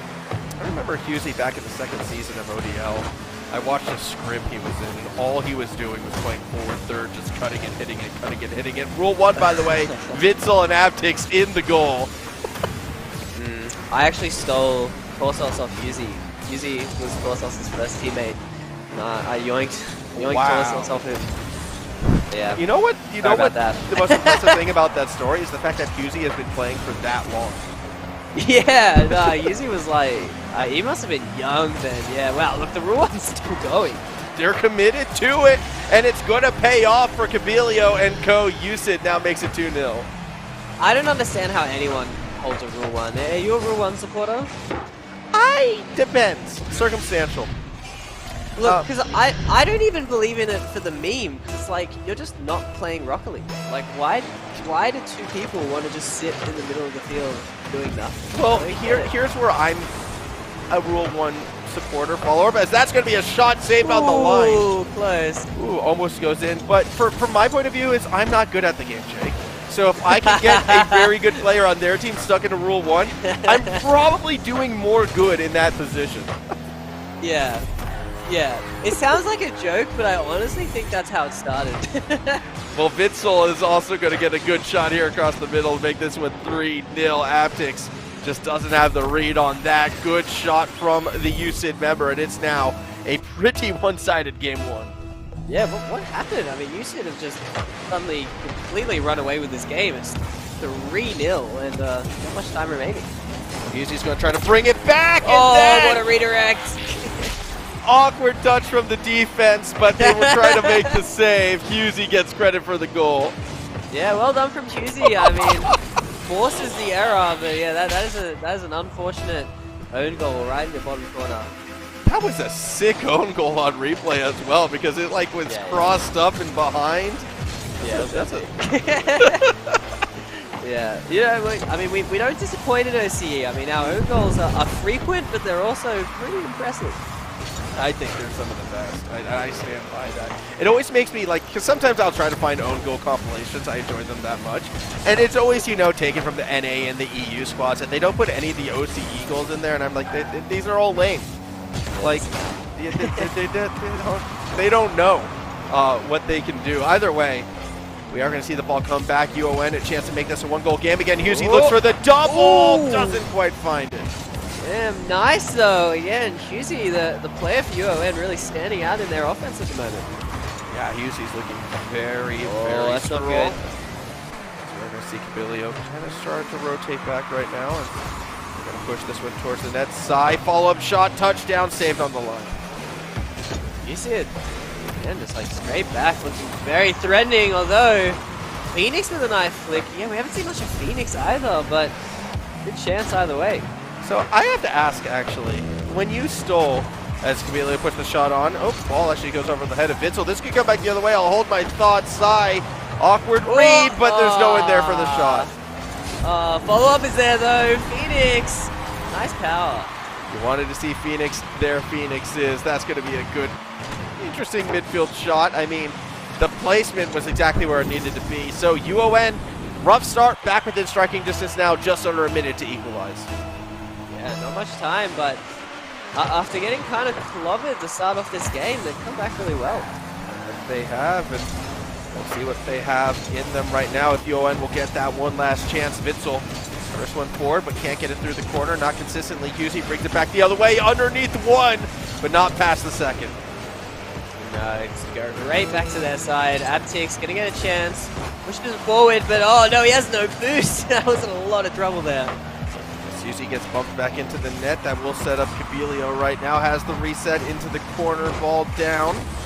And underneath there was a defender there waiting. It looked like we nearly had another Rule 1 situation up in that corner.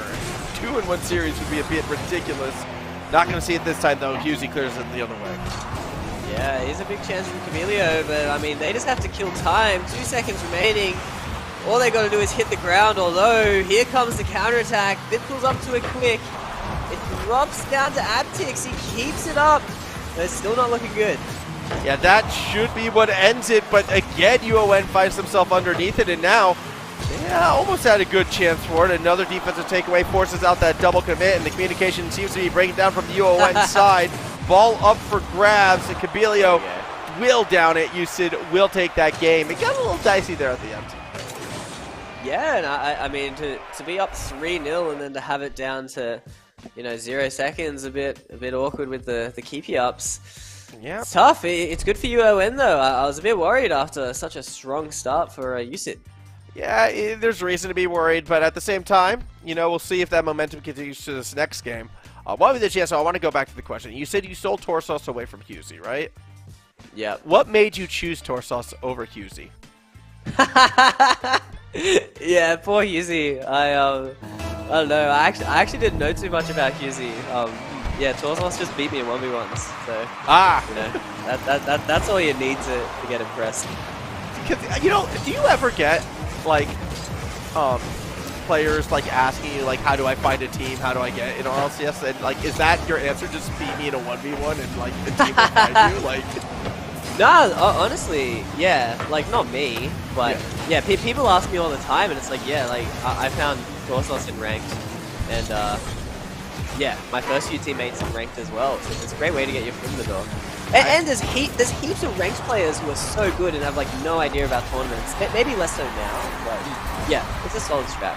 Aptic's going to get that first goal for UON off the backboard as they put it through. I mean, Phoenix backboard nice setup, and Aptix was there to shoot it through. Because, yeah, I don't know, like, I've been did a high school LAN very, very recently, and, you know, a few of the players asked me, like, how do I get noticed? How do I find the team? I think you just gave me the answer. Just play the pros in 1v1s, and when you beat them, you're good. Yeah, it's a different time now, though. You know, I got so lucky, but yeah, no, you gotta just be good. You know, that's the other thing. Like, I feel now a little bit bad then for like a certain OCE streamer who challenged Super Lucky to 100 1v1s and didn't take a single one. Oh, that was brutal to hear. Did you watch the games? Were they brutal to watch? They weren't the best. Yeah. Still well, he got noticed by the pros though. Yeah. Hey, you know what? All you need is that one, right? So go out there, I say issue more challenges like that. Not challenges like that double commit though. Those are the challenges you want to avoid that USYD just threw out. And I have to admit, for like the past minute and a half or so, it has felt like UON is starting to bring it back off the backboard. No shot underneath. Yeah, UON has been controlling this game for sure. I mean, look at him just running back to his own side of the field. That's actually super sketchy. His team saves today, but yeah, USYD are not the same team that was 3-0 up. But UON, they're looking like a much better team this second game. Waterfall down, shot goes in. Husey gets credit for a 2-0 lead.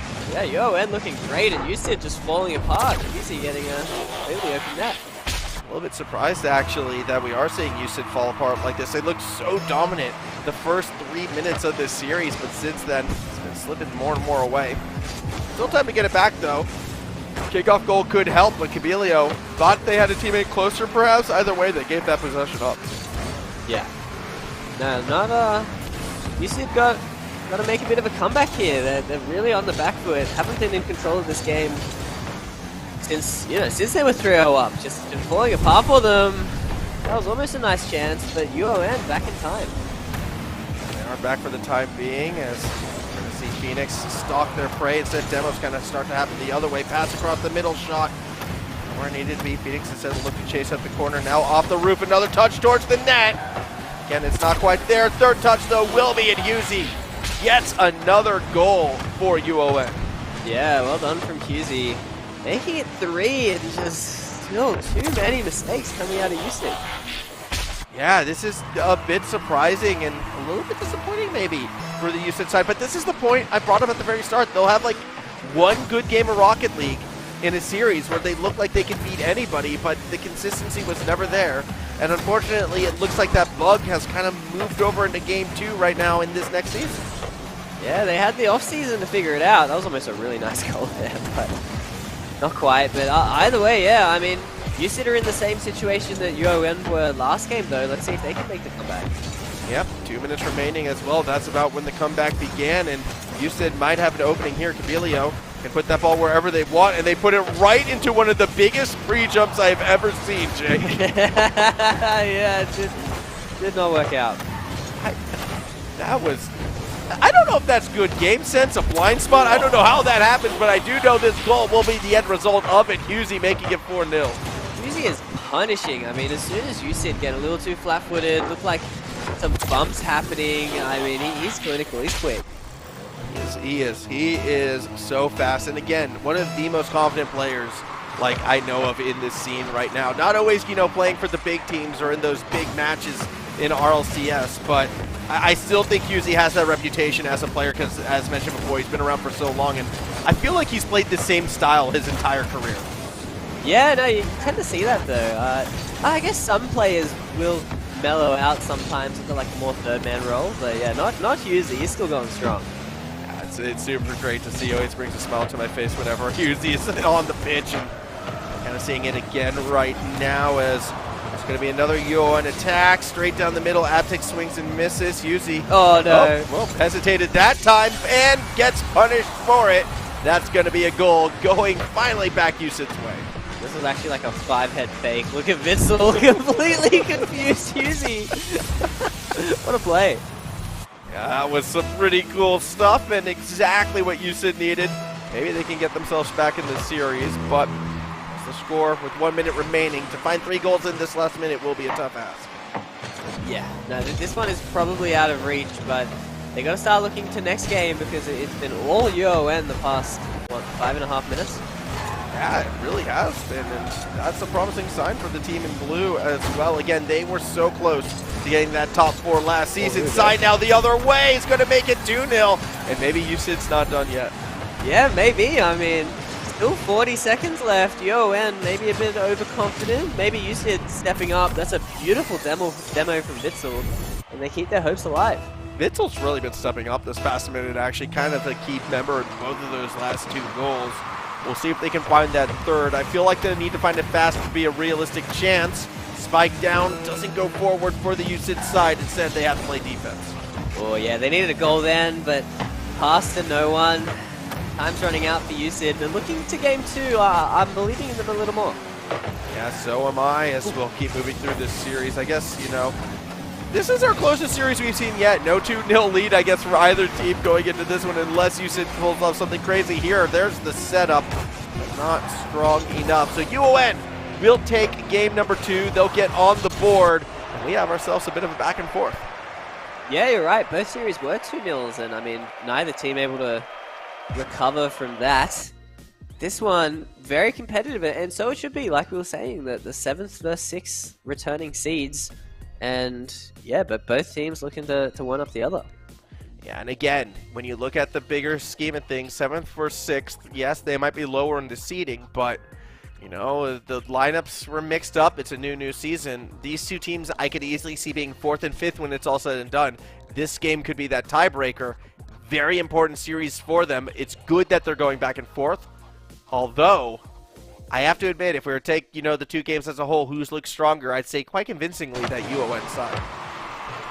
Yeah, I think you have to give it to UON as well. Although, but I gotta say the USID that was dominating at the start of the series has been the best. If not inconsistent, if they could keep that up, then I'd be backing them for this series. We'll see if they can find that edge one more time.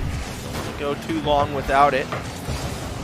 UON will be playing the setup once more. I mean, they can find that as well, UON. I mean, they love that middle of the pitch at this stage. They really want USID to push towards them, and that's the double commit they were looking for, but now can UON keep the field short? It doesn't look like it. No, I mean, it's back and forth at the moment. UON looks like they might be starting to set up some pressure now, although Kabilio really calm on his own backboard. That was a weird touch for Vitzel, like back to their own backboard. It was a bit awkward, and UON didn't punish as much as I would have initially liked. Still, though, they're going to be hunting for that second chance. Aptix can't really get the touch forward, so everyone has to rotate back. This could be big for USID. Towards the backboard we go. Oh. Defenders miss, and Aptix does not. Yeah, USID, no one really there to follow up on any of those half chances, but UON showing some cracks in their defensive armor. Keep trying to pound away at it as well as Syke with the musty across the pitch. Fair enough. Wasn't really a straight shot. In fact, it was very, very crooked, but, you know, mechanics where you can use them right. Had they gotten the power behind it, it could have been big. Yeah, could have been. There's a speedy play from Kabilio, and it's in. What a goal. Kabilio heads up play right here, technically off that pass, but the touch so fast too, it beats out Aptix and able to get that one in. USID, it's been a while since they've had a lead in this series, Jake. They're going to be back out on top here in game 3.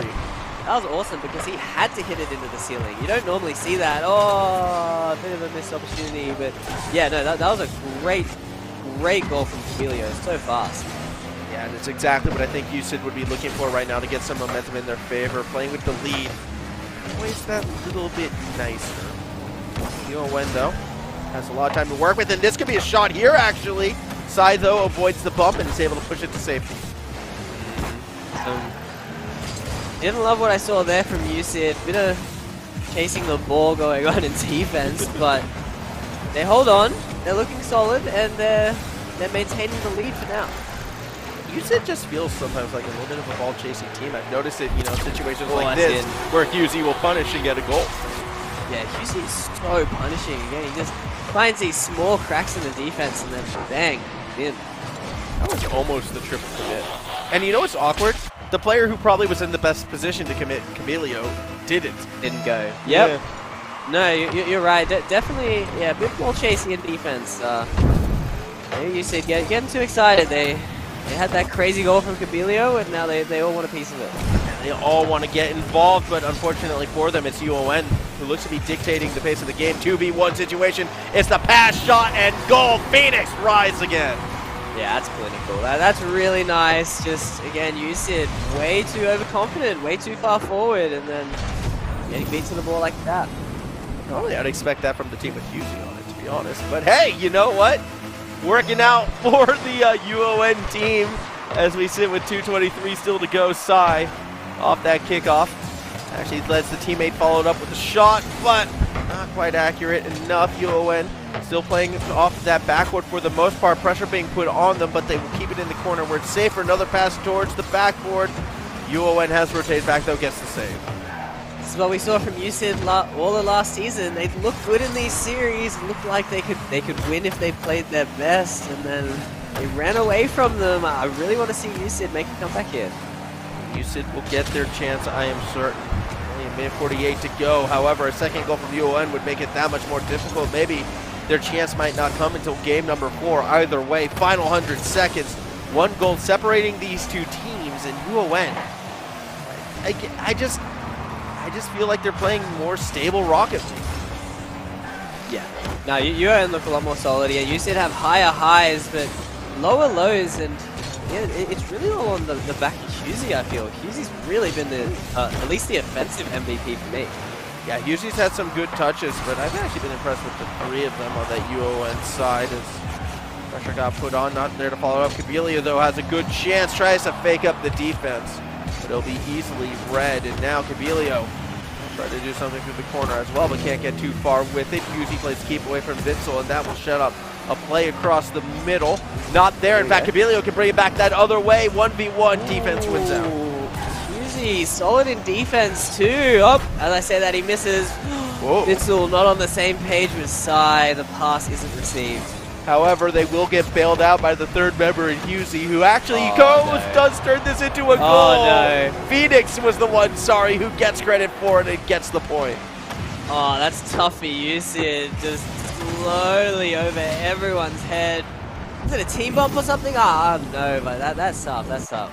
Yeah, with 36 seconds remaining in this 3rd game, that should do it for game number 3. It's going to be a UON victory, and they'll be the team on match point and in position to actually win 3 in a row, so they'll score a 3rd goal. Actually, that's their 4th in a row in this game. Yeah, they're looking awesome. I mean, UON, by far the more consistent team, and it's showing in this series. Just classic USYD things, it feels like, right? Like, we've been here, done this before. This team, they come out swinging, they look good at first, and then just have consistency to stay with it. Not too certain. That feels like a tough nut to crack for a team. Big consistency? Yeah, like when you're super strong at the start, but then can never maintain it. Yeah, I don't know. It can be so tough when you're playing because it's so stressful. You just want to do your best, and yeah, it can be tough with team games like that. There's a lot of moving parts. Yeah, well, this is going to be another goal. 5 now for this UON dirty. team. I mean, they're already dead, and Husey just pulls a fake on them like that. That's good though. that's a nice one. demo into the fake as well, like everyone getting involved for that goal and just piling on the points, it feels like. You have to remember to save some for the next game. I mean, this doesn't win you the series, it just puts you a match point. Yeah, no, it's they put themselves in a good position, UON, but they do have to close out this series. And you said they're going to have a little more time to try and figure out what's making them tick when they are playing really well. Yeah, we'll see as I play this off. A quick look at the stats right there. 0 shots from Witsel, which was a little bit surprising, actually. Normally, you'd expect him to find a bit more as we almost get geared up to go for that next game. Look, I was thinking about it over the break, and I'm thinking about it even more right now. I think I'm stealing these lights when I leave here, all right? The lights might be partly what's making it look so swole. I mean, it looks like a good setup. Dude, it's pretty chill. It's pretty chill. It's a good place. Let's get back to the game, though, I feel like, because it is game 4 right now, and match point technically for the UON side. They've been looking stronger and stronger. It feels like that last game really ran away towards the end, but this time USYD gets the first shot, not enough to put it through. Cabilio keeps it high, and somehow the defense will find a way to push it safely away. Oh, that was almost a crazy angle from Cabilio. USYD starting out so strong, but again, the question, time and time again, can they keep it up? I don't know. We'll see. I mean, they're certainly trying. These cuts are so tight, they're almost non-existent. The ball's going to fall in front of that net, but the Phoenix is there. They will stay underneath for as long as they can. Eventually, though, USYD will still cut the ball off before that midfield line. There's the pass, but it'll be taken away once more. That's a big hit down the field. Sai gets it to the side. Phoenix goes in for an aggressive challenge, and the ball spills back to the midfield. Back to the middle of the pitch, but not much can be done for it there. Sai underneath. He actually gets the pass back, but would have been a good setup had there been a shooter in position. Instead, it's going to be another pass across. The shot from Sai might go wide, but the follow-up is there from Cabilio. Still, though, not enough power behind that shot. And Sai left out his storage. What a play down the middle. Phoenix makes it 1-0. I mean, it's so casually, just from his own half, gets it on the ground and the floor pinch. Past Witsel, even bumps him to make him show the whole way. That was a little bit mean from Phoenix, but hey, any goal, any score you can get, if you fake him out with the ground game, that's where you want to do it. So that's going to be a good start for this UON team, as Sai will shoot it from midfield and nearly get it through. What a shot. Witsel with the follow-up. Unable to get it. Sai smashed out of the way. UON, we've seen how dangerous they are with these dribbles. They are looking pretty good, but will they be able to stick with it? Cabilio looking to throw it down. Shot, it's nice. Off the post and not in. What's the bump? It does eventually go through. Interesting decision to go for the bump there, Jake, but hey, it worked out. Yeah, I don't know. That was awesome, though. I mean, beautiful pass from Cabilio, but then, yeah, he took too long to score it. Ends up not getting the assist. That's unfortunate, but hey, tie ball game, USYD back in it, and they tend to score in flurries. Maybe they can get a lot of points on right now. Shot from above, it's posted in. Oh, that looks fortunate. I think that was rebounded off the player, but either way, Witsel too quick. Oh, it was. But now, do you count that as an own goal? Nah, no way. Yeah, I wouldn't either. Because yeah, it was just a great touch from Witsel. Realistically, to kind of force that situation. Now Cabilio won't stay with it. Instead, ball will start to come back in that opposite direction. More challenges on that sideline. Witsel puts it down, but no shot will come through. Although there was an attempt. Defense looking to hold right now for UON. Yeah, USYD. They're looking good again. The highs are back. The offense is kicking. They've got the lead in this game, but there's still a lot of time left to secure this game 4. Yeah, 2 minutes, 40 seconds. You know USYD would love to get that third goal across. 3 has kind of been the magic number so far in this series for how many it takes to win a game. UON, though, I mean, this is a pretty good opportunity for them. They'll be on the attack despite the breakaway not scoring. How tight are they willing to play it, though? As you get an awkward setup pass, it actually gets Husey a little bit off balance. Yeah, now Cabilio's chance. It's cut out. Nice challenge, but USYD aren't slowing down. The pressure continues. Yeah, pressure continuing for USYD as well. Again, it's another whiff that works out in their favor. I mean, the whiffs are they fakes? I'm not too certain, but UON keeps biting and coming out worse for it. Yeah, either way, USYD looking in control. I mean, look, their mechanics are on point as well. Cabelio, the dunks are there. Everything is flowing. But UON on the counterattack, their dribbles have looked good. Mitchell gets a nice clear though. They're going corner to corner now. Avtex looks to center it, but no one there to follow it through. Phoenix tries to chase, but that's a good touch from USYD. Sai gets credit for the goal. 2-point lead and one step closer to Champions Field. Yeah, too slow in defense here. The third man caught napping and Sai. Clinical finish. Nice and quick. Extends the lead. And I think that should... Well, it's going to be tough. I don't want to say secures it yet, but it's definitely going to be tough here for that last game. If UON is going to get back in it, that's not the start that they need. USYD now will start to rotate back. They're going to have to play some more defense. This is where I expect UON to get a lot more aggressive with the ball. That shot's good. Yeah, Phoenix has been stepping up in offense. I mean, it looked like the Husey show earlier, but what a finish here. Yeah, we just driving it straight down the center. Dang. I mean, when all you see is green grass in front of you, you have to take the shot. Yeah, but not an easy shot. I mean, he had 3 keepers to beat. I think Husey bombed one of them, but that's beautifully done. It was for the time being. Now with a minute 15, though, still to go. We will see if UON can create that next chance for themselves as well. Through the corner. Looking for a centering pass. Too many defenders, though, there to jam it up. As it actually will start to come back the other way. USYD wanted the pinch. Instead, it looks awkward. Pass across to the opposite side. And then back to the center. What a setup and score! Oh, that is stunning. That is beautiful. What a comeback from UON with the passing play. Beautiful. That was one of my favorite passing plays I've seen in a hot minute right there, because everyone on USYD bit one way or the other. You saw the double commit across the middle. The 1-2-1 executed so well. Then off the kickoff. It looked like for a moment it was nearly going to go in again. Now USYD, that's disappointing. A 2-goal lead just evaporated. It felt like instantly the tie ball game, and USYD's backs are against the wall here. It's match point. They've got to win. Let's see what they can bring. Shots from midfield. Play the setup, but the cross-up shot goes well wide. Yeah, well wide. USYD get a time to breathe, but UON right back.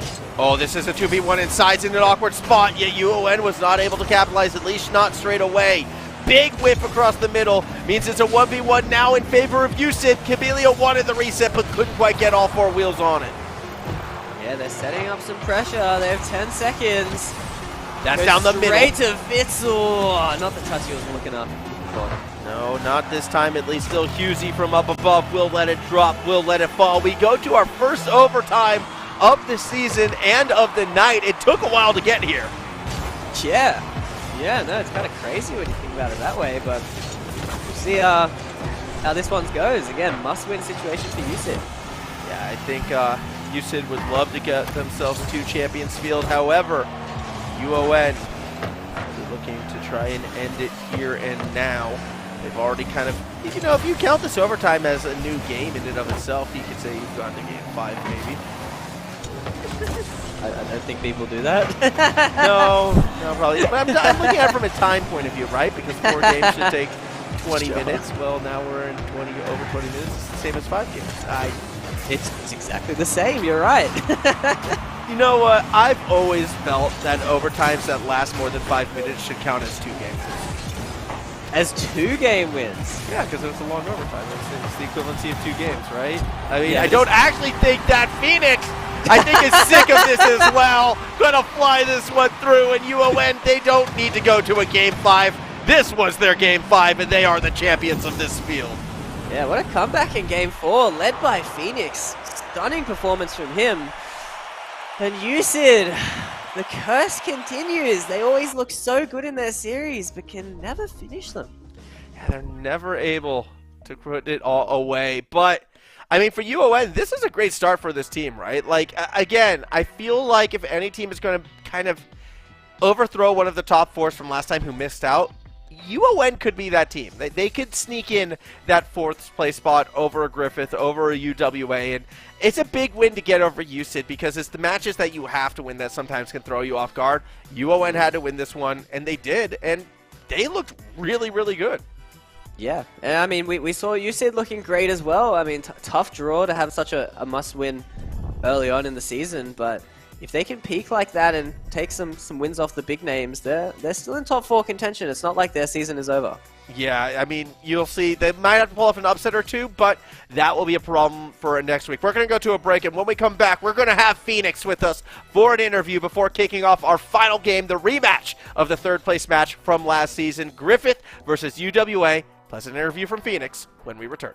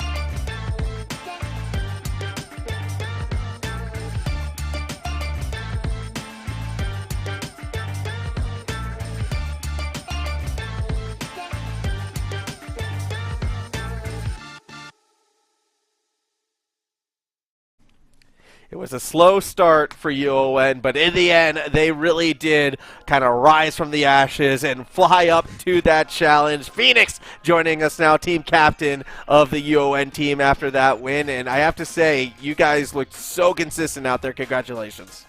Thank you very much. Yeah, tough game. A lot of preparation going into it. Big shout out to, unfortunately, Storm, who couldn't make it tonight. Unfortunately, he decided to go to a last showing of Gran Turismo instead. I gotta call him So out he like had that. he had more important things to do, apparently. But it is what it is. We got the job done. Well, was Husey the sub? Technically speaking, Jax was the sub, or Actbix, whatever. I can't pronounce his name. Technically Okay, speaking, he's the sub technically, but it's kind of whoever's feeling best just that week jumps in. I was about to say, you know, going to see Gran Turismo, I mean, Husey has historically been one of the fastest players in OCE, so maybe he could be picking up the speed in that regard. And I even remembered Storm was like, oh yeah, he's the guy on UON, and then he didn't even show up. But question, though, for the season as a whole, I guess looking forward right now. Last season, obviously, he finished 6th in the standings, didn't quite make that cut for the top 4. What are you guys doing different this time around to help you make sure that you get into that top 4? This season, UON has a bit of a top 4 curse, actually. This season, I think we're focusing heavily on just scrims in general and trying to play every week and try and learn. Just keep improving, try and be the best we can, really. So who are you fighting your scrims against? Like, are you scrimming other university teams? Are you hitting sort of like the Discords in order to find, you know, like hitting the RLCS Discords, bubble teams? Hitting the Discords mainly. We are scrimming also our academy team, we'll call it, UNSW. We scrim them every Wednesday, really, just before either they kick off at 8 or we kick off at whatever time that may be. Kick off, I don't know, tonight was easy, so scrim them before the game and find something else during the week. Excellent. And then are you emotionally invested in that team as well, or like they also going to be just tearing up the Opens division? I was a part of them last year. I was in the Open League last year and got promoted this season. Not this year, last semester, sorry. So yes, I am emotionally invested in that team. That was me last season. So hoping they do well this season. Looking forward to it.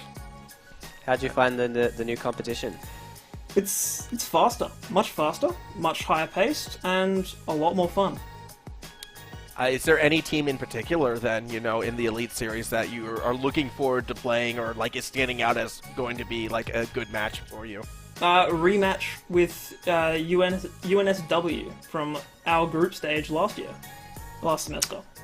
Oh, how'd that go? Because they're looking good. They're looking hot again. I think we got swept last semester, so be good to see how much we've improved. So be a nice game. I like that, taking your shot straight at like the team of all the retired RLCS players. Like they're who we want. I think that's a good shout. Trying to take a couple games, see what we can do, and hopefully give them a run for their money. Well, excellent. Well, I'll leave you to it then on that to celebrate the victory again. Congratulations on that win, and make sure, you know, to continue to give Storms a hard time and make sure that movie was worth it when it's all said and done. I absolutely will. I'm sure he's watching me right now, so I'm sure he knows. Watching you and not the movie, that means, yeah, you were more impressive, so there you go. Clearly. On that note, though, we do have to get geared up for our own exciting conclusion as well over here. Griffith versus UWA, the final match of the day, Jake. And again, I've said it a couple times now, it's the rematch of that third place match. UWA, they came out on top last time they went at it. Maybe Griffith can find some revenge, but I don't know. I remember from this UWA team, they were kind of like USYD in the opposite way, where they could never have a complete series, but they always seem to finish out on top when things got tight. They always won anyway. This is our first match where the rosters are exactly the same, and on both sides as well. And yeah, you're right. Repeat of that third, fourth match. UWA won that pretty convincingly, so I hope Griffiths have been working hard in the off-season.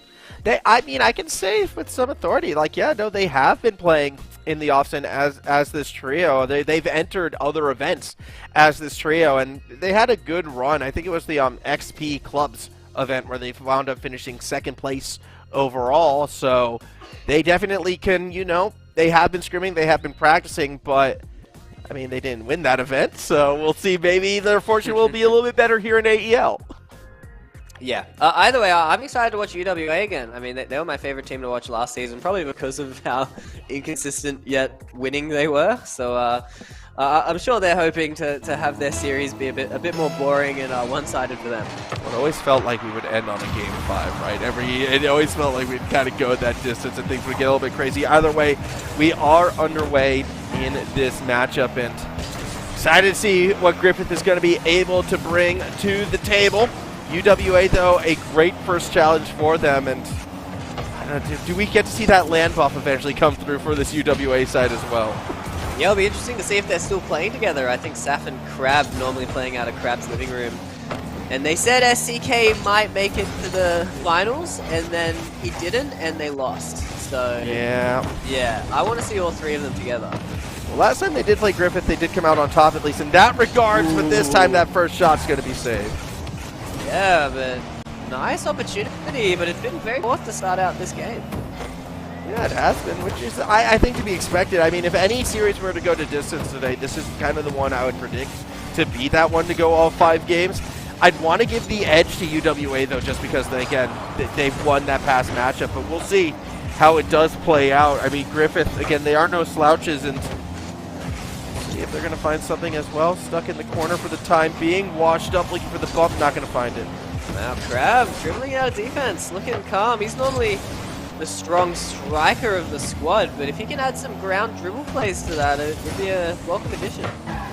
Yeah, I think it would be quite good as Sleepy's going to go ahead, rotate back, looks for the pass across to Washed Up, shot from the middle of the field, goes to the opposite corner. ADOS was there, but unable to quite follow it through. Yeah, neither team able to get a solid chance. That's a massive demo though, and SAK is unable to dive across. Extremely Washed Up opens the scoring. Well, there you have it, Washed Up. I always feel Washed Up was that player who looked better when they were given the opportunities to push it forward and not play so far back. Well, we get to see it right here. Shot from the middle of the field, enough for the goal. Yeah, what a demo from Sleepy, jumping into the defender on the backboard. Just brutal, but here's a massive dunk from Crab. Bumps for himself, but Griffith get back in time to defend. Yeah, that's where they will hold for now. Again, ADOS is that player to watch on the Griffith side as well as we kind of move forward with this team, even though I did call out Washed Up before. I mean, ADOS has been not just playing with this Griffith squad, but has been playing in like ODL as well, and just getting themselves out there as much as possible. So we'll see how effective they can be in this one, as Washed Up again goes for a challenge, but this time misses out. Yeah, Crab, very quick, looking impressive in this opening game, but they need some goals, still getting shut out.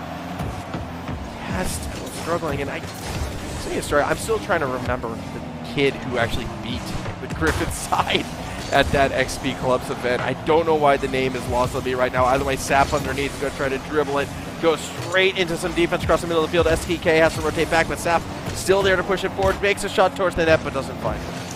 Why does Saf have a blue car? Why are all these players trolling today and using the opposite colored cars? Because they want to make it difficult. It's been a while since we've done this, and you can never have it easy. What team is that? Is that Ghost? Yeah, Ghost. That's a throwback, right? They're not playing anymore. They're not making worlds at least. Yeah. No, it's a really cool decal though. A lot of the older decals are cool, and I like how the game still has them, right? Like obviously you buy them, so you'd expect to keep them, but I do like how they stick around.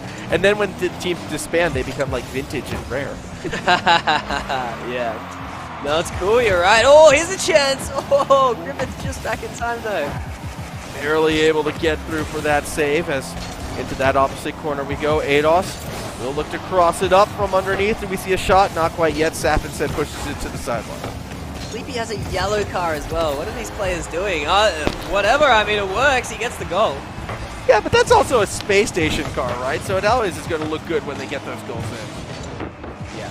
No, that's nice. And Space Station, I mean, doing well at Worlds, so yeah, Sleepy's a fan. Yeah, going to be very happy with that goal right there. It's enough to take a 2-point lead. Griffith University, that practice that they've been having, the scrims they've been playing, it's paying off for them early. Yeah, they always said how much they were practicing a bit more than the other teams last season, eh? And I mean, it worked out for them. getting that surprising top 4 over the previous champs, RMIT, and yeah, they might have the best advantage in the offseason from it. I'd like to think it's because they want to do well. They want to step up for that university. And Griffith is a university with like a lot of esports going on for it. I mean, they have a League of Legends team as well. That's always out there competing. I think they compete in pretty much every single AEL event. Like they have a dedicated esports program, and I think the expectation is for them to practice, is for them to grind to try and get better. And now through the corner, if you're looking for, to play some defense, I suppose, SAP and the UWA side, it's a slow start for them, but that's not too unfamiliar for the Western Australian squad. Yeah, no, you're right. You can't count them out, even though they're getting a bit controlled here. Although Saf, one of the slowest goals I've seen in a while, gets it at possibly an important time, keeps their hopes alive. I mean, it was a challenge attempt that was there, but what is that speed? 19 kilometers an hour? That felt slower. That felt like it was 9, not 19. No, that was crawling in, but let's see how their kickoff goes. They lose it. Oh, but it's not organized. I think that might just be it. No, past the smoke, it's post, and SDK is going to get one last chance.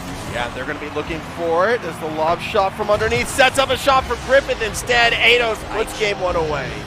SDK did not get another chance. He got dunked hard. Saf then just passes it to the other team, and Ados says, thank you. Great finish into the corner.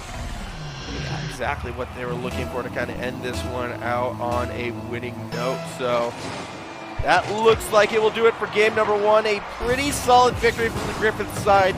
They look like the more consistent team, and with that win, one step closer for, I'm going to call it, this is a bit of a revenge series for them, all right? They had that 3rd place taken away from them. They want it back. That's how you started. No, you're right. I mean, there's been some great matchups here week 1. I mean, 6th versus 7th. Now we had 3rd versus 4th. And yeah, both of them going exciting so far, at least. Well, it's the start you wanted to see, and we'll see if that does continue as we kind of gear up already for game number 2 right now. UWA, Saf and Crab, again, they always seem to have that synergy. It feels like one of them were always the ones who would kind of come up big, maybe a little bit more so Saf than Crab at times. I'm not saying he needs that, carry performance already. It's only been 1 game, but you would like to see them start to turn it around. Crab was always the hero, right? Yeah. Like, Saf was very consistent, but when they needed goals, Crab came out of nowhere to get them. But yeah, they're going to be hoping they don't get themselves in that situation, and it'll be important to win this game to do it. We'll see if they're going to find it. And we want to talk about, like, throwbacks. It's been a hot minute since we've been to the Aquadome as well, but that's where Crabs thrive. Unfortunately, the first shot goes a bit too high. Yeah, but the pressure continues. Extremely washed up. Misses.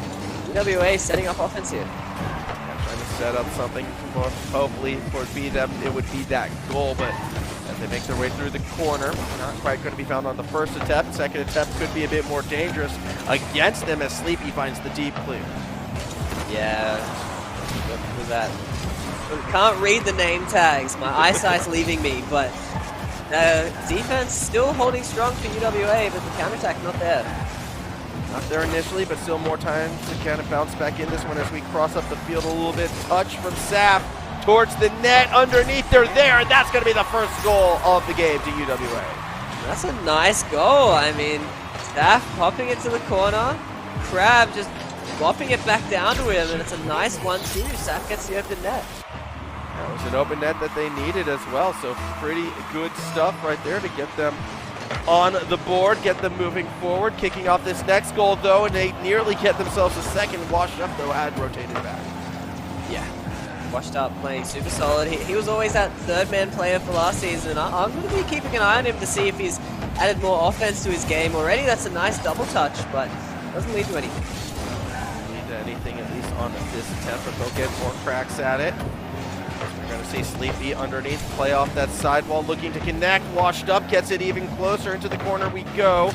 As Rule 1, this time they don't stick with it, Jake. They listen to you. No Rule 1s here in this one. Listen to boring old me, but I like it. Hey, they both did it, though. It was like a communal. Like, it wasn't like one person broke it and the other one didn't stick with it. They worked together to break it, as the goal does eventually go through, courtesy of Sleepy to Ados. Yeah, look at this pressure, way too much, and Ados somehow straight there to get the goal steal, but they won't be complaining. That's a great equalizer. Prompt, by the way, is the player who I was thinking of. Remember that name for next season, Jake. That is all I'm going to say. As we're going to see him, the ball get cleared across the middle of the pitch up in the corner right now. I forgot it, right? I had to look it up. Prompt is who I was thinking of. Who's Prompt? I haven't heard of him. Prompt is was the 14. I think he's turning 15 in November. Year-old kid who pretty much 1v3'd the Griffith team. Oh, okay. Yeah. Okay, that's exciting. So, yeah, that will be a name to remember moving forward. Either way, though, Griffith, they're not getting 1v3 now, but they are giving up a second goal.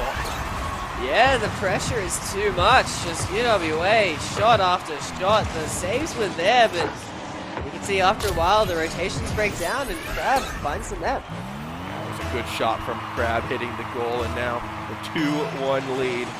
Things are looking very, very good in favor of the UWA side. If they can keep this momentum moving forwards, maybe they can even add to it. Saf, actually a little bit of a fake touch, and there's a big bump, but no shot to follow it up.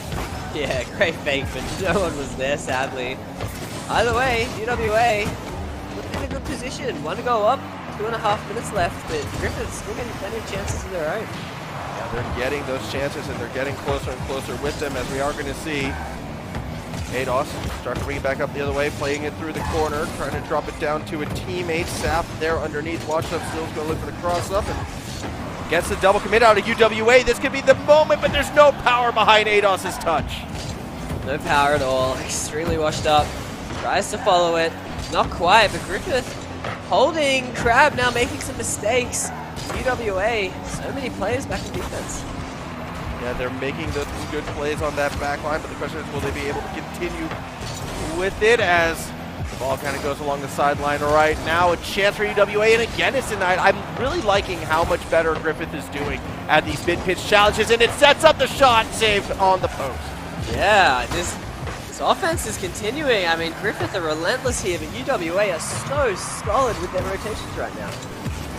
Yeah, they are coming through time and time again as Levy tries to play that high corner, but the ball does eventually fall now.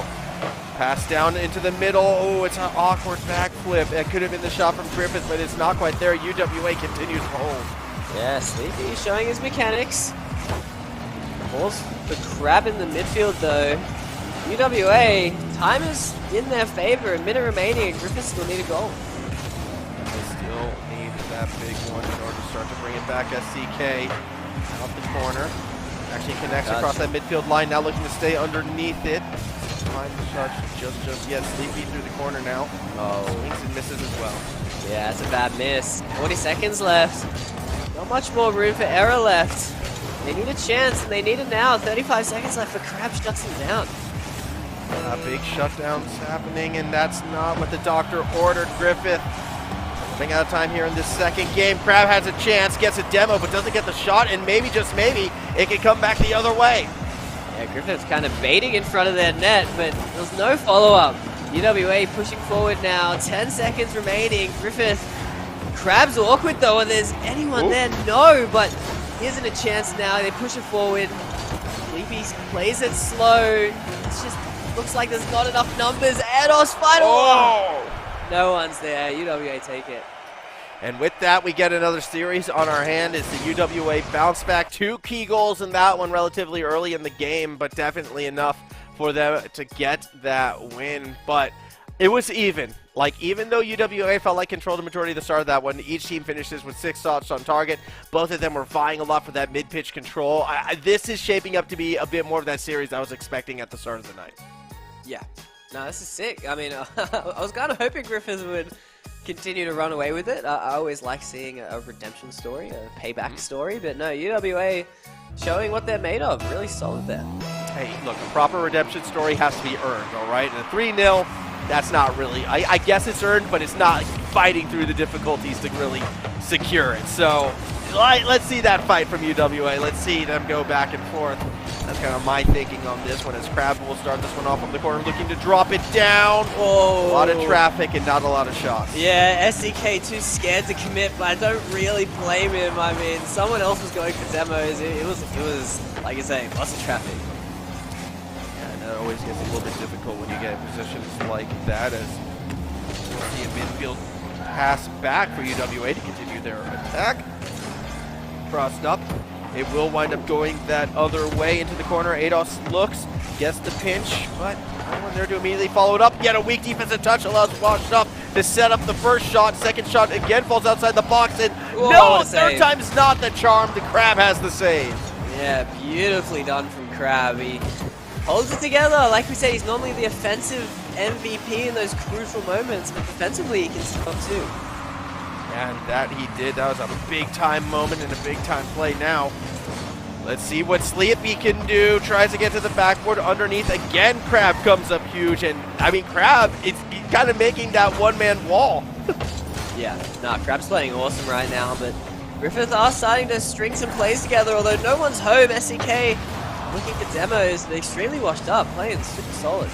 I wonder if Crab is a Magic player, because, like, in Magic the Gathering, you know, Crab creatures are always, like, 1 power, 6 defense. Like, it does make sense.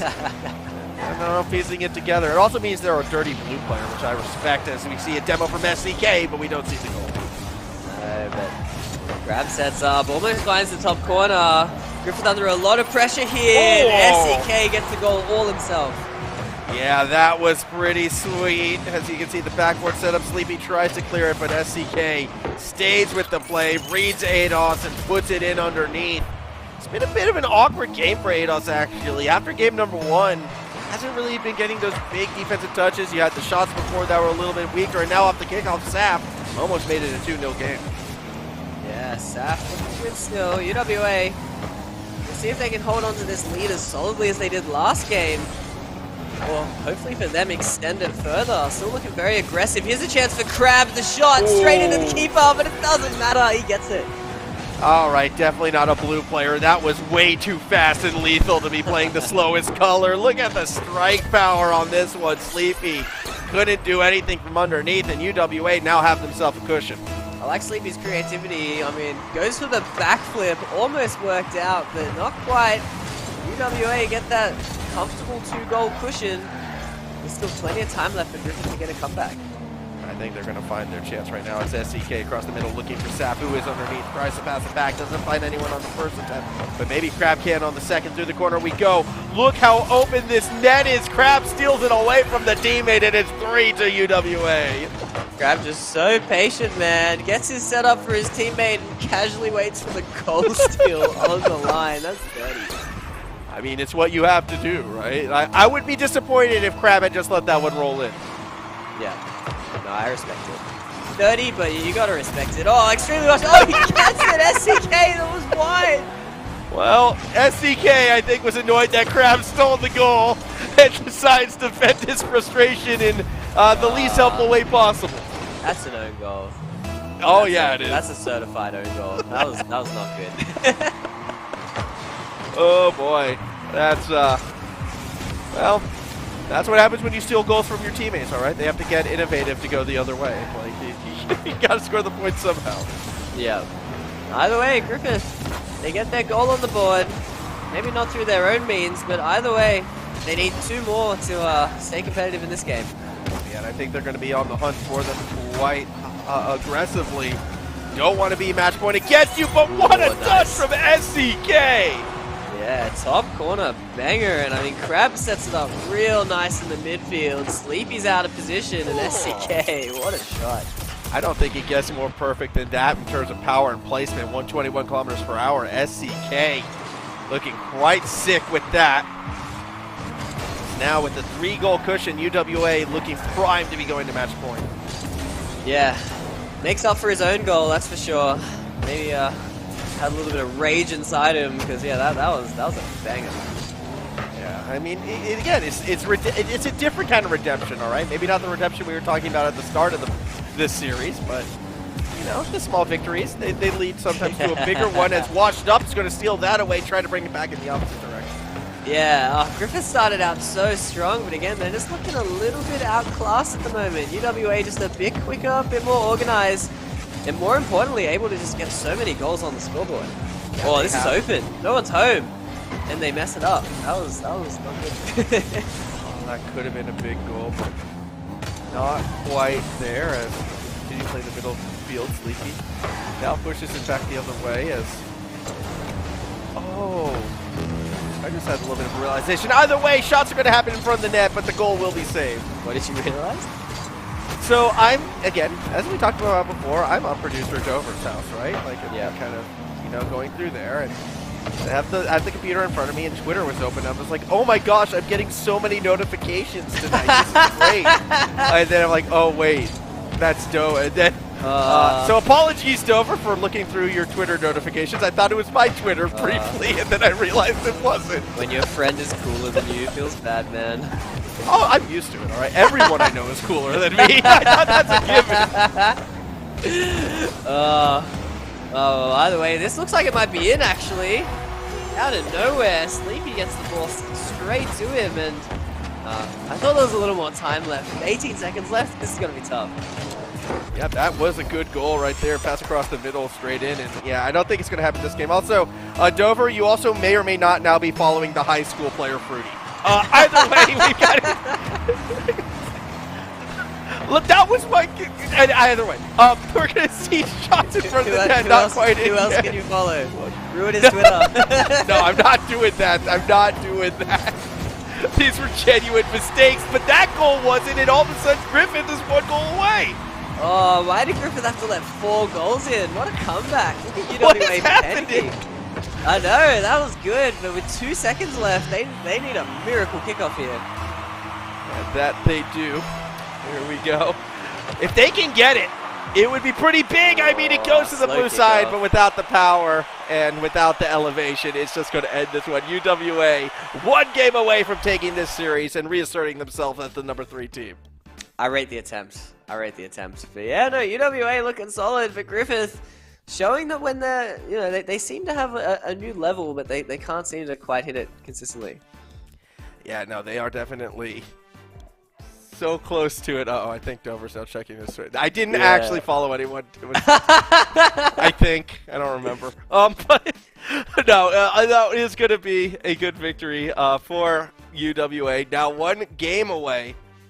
I mean, I still am not confident enough that we're avoiding Champions Field on this one. We saw that late flurry from Griffith. They're still very much in this. I think they can bounce back. Same. No, I'm really impressed with the new high, especially since I felt like Griffith's biggest weakness was that they didn't really have that extra level, you know? They were always just a super consistent team, like always showed up with the same roster. You knew what Griffith were bringing, but now, sure, they're inconsistent, which kind of sucks, but I like the new level they can hit sometimes, and it's showing it can bring it to UWA where they couldn't before.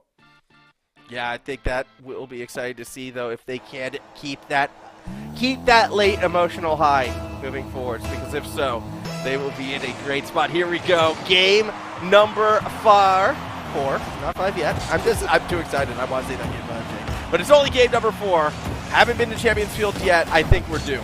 Yeah, but you gotta be Griffith's biggest fan here, because they need the win. But you're right, teams have struggled today to make a comeback. We gotta see it before the night ends. Yeah, we'll see if they figure this one out. As see some pressure being set up right now. Sap actually gets bumped off the play. Looks to follow it through that corner. Won't go too far with it. Instead, back underneath. We'll go towards the corner again. Washed up swings and misses, but no midfield presence at all for UWA, at least not right away. Eventually Sap does get there, but not in time to force an action. Lots of dead ball time here. I mean, loose ball time. Yeah, it's just it's bound to be a goal for someone. Just no one challenging the ball, and Sap's the first one to punish. Super deep rotations for Griffith, but they're deep forwards, not back, and no one back really to kind of make the save or make the touches. Maybe a little too overconfident on the offense, getting the beat. Either way, it left them in an awkward spot, and now UWA has that 1 goal lead. Well, that is not the aerial you're after. Extremely washed up, but maybe another chance. He beats 1, and no one's really in net. Crab gets the diving save, and it's perfect. He's actually going to set it up now. Oh, great demo. Can he get past another? He can't. The fancy dribble doesn't work. As Ados now will take it out of that corner, tries to follow it up, but can't go too far with it. Sap will collect mid-pitch. Actually stay underneath it. Late flick turns into a shot, but won't find the goal. Yeah, not quite. Extremely washed up. Nice hit. The Crabs still so solid in defense. UWA are holding on to this 1 goal lead, and they're looking solid.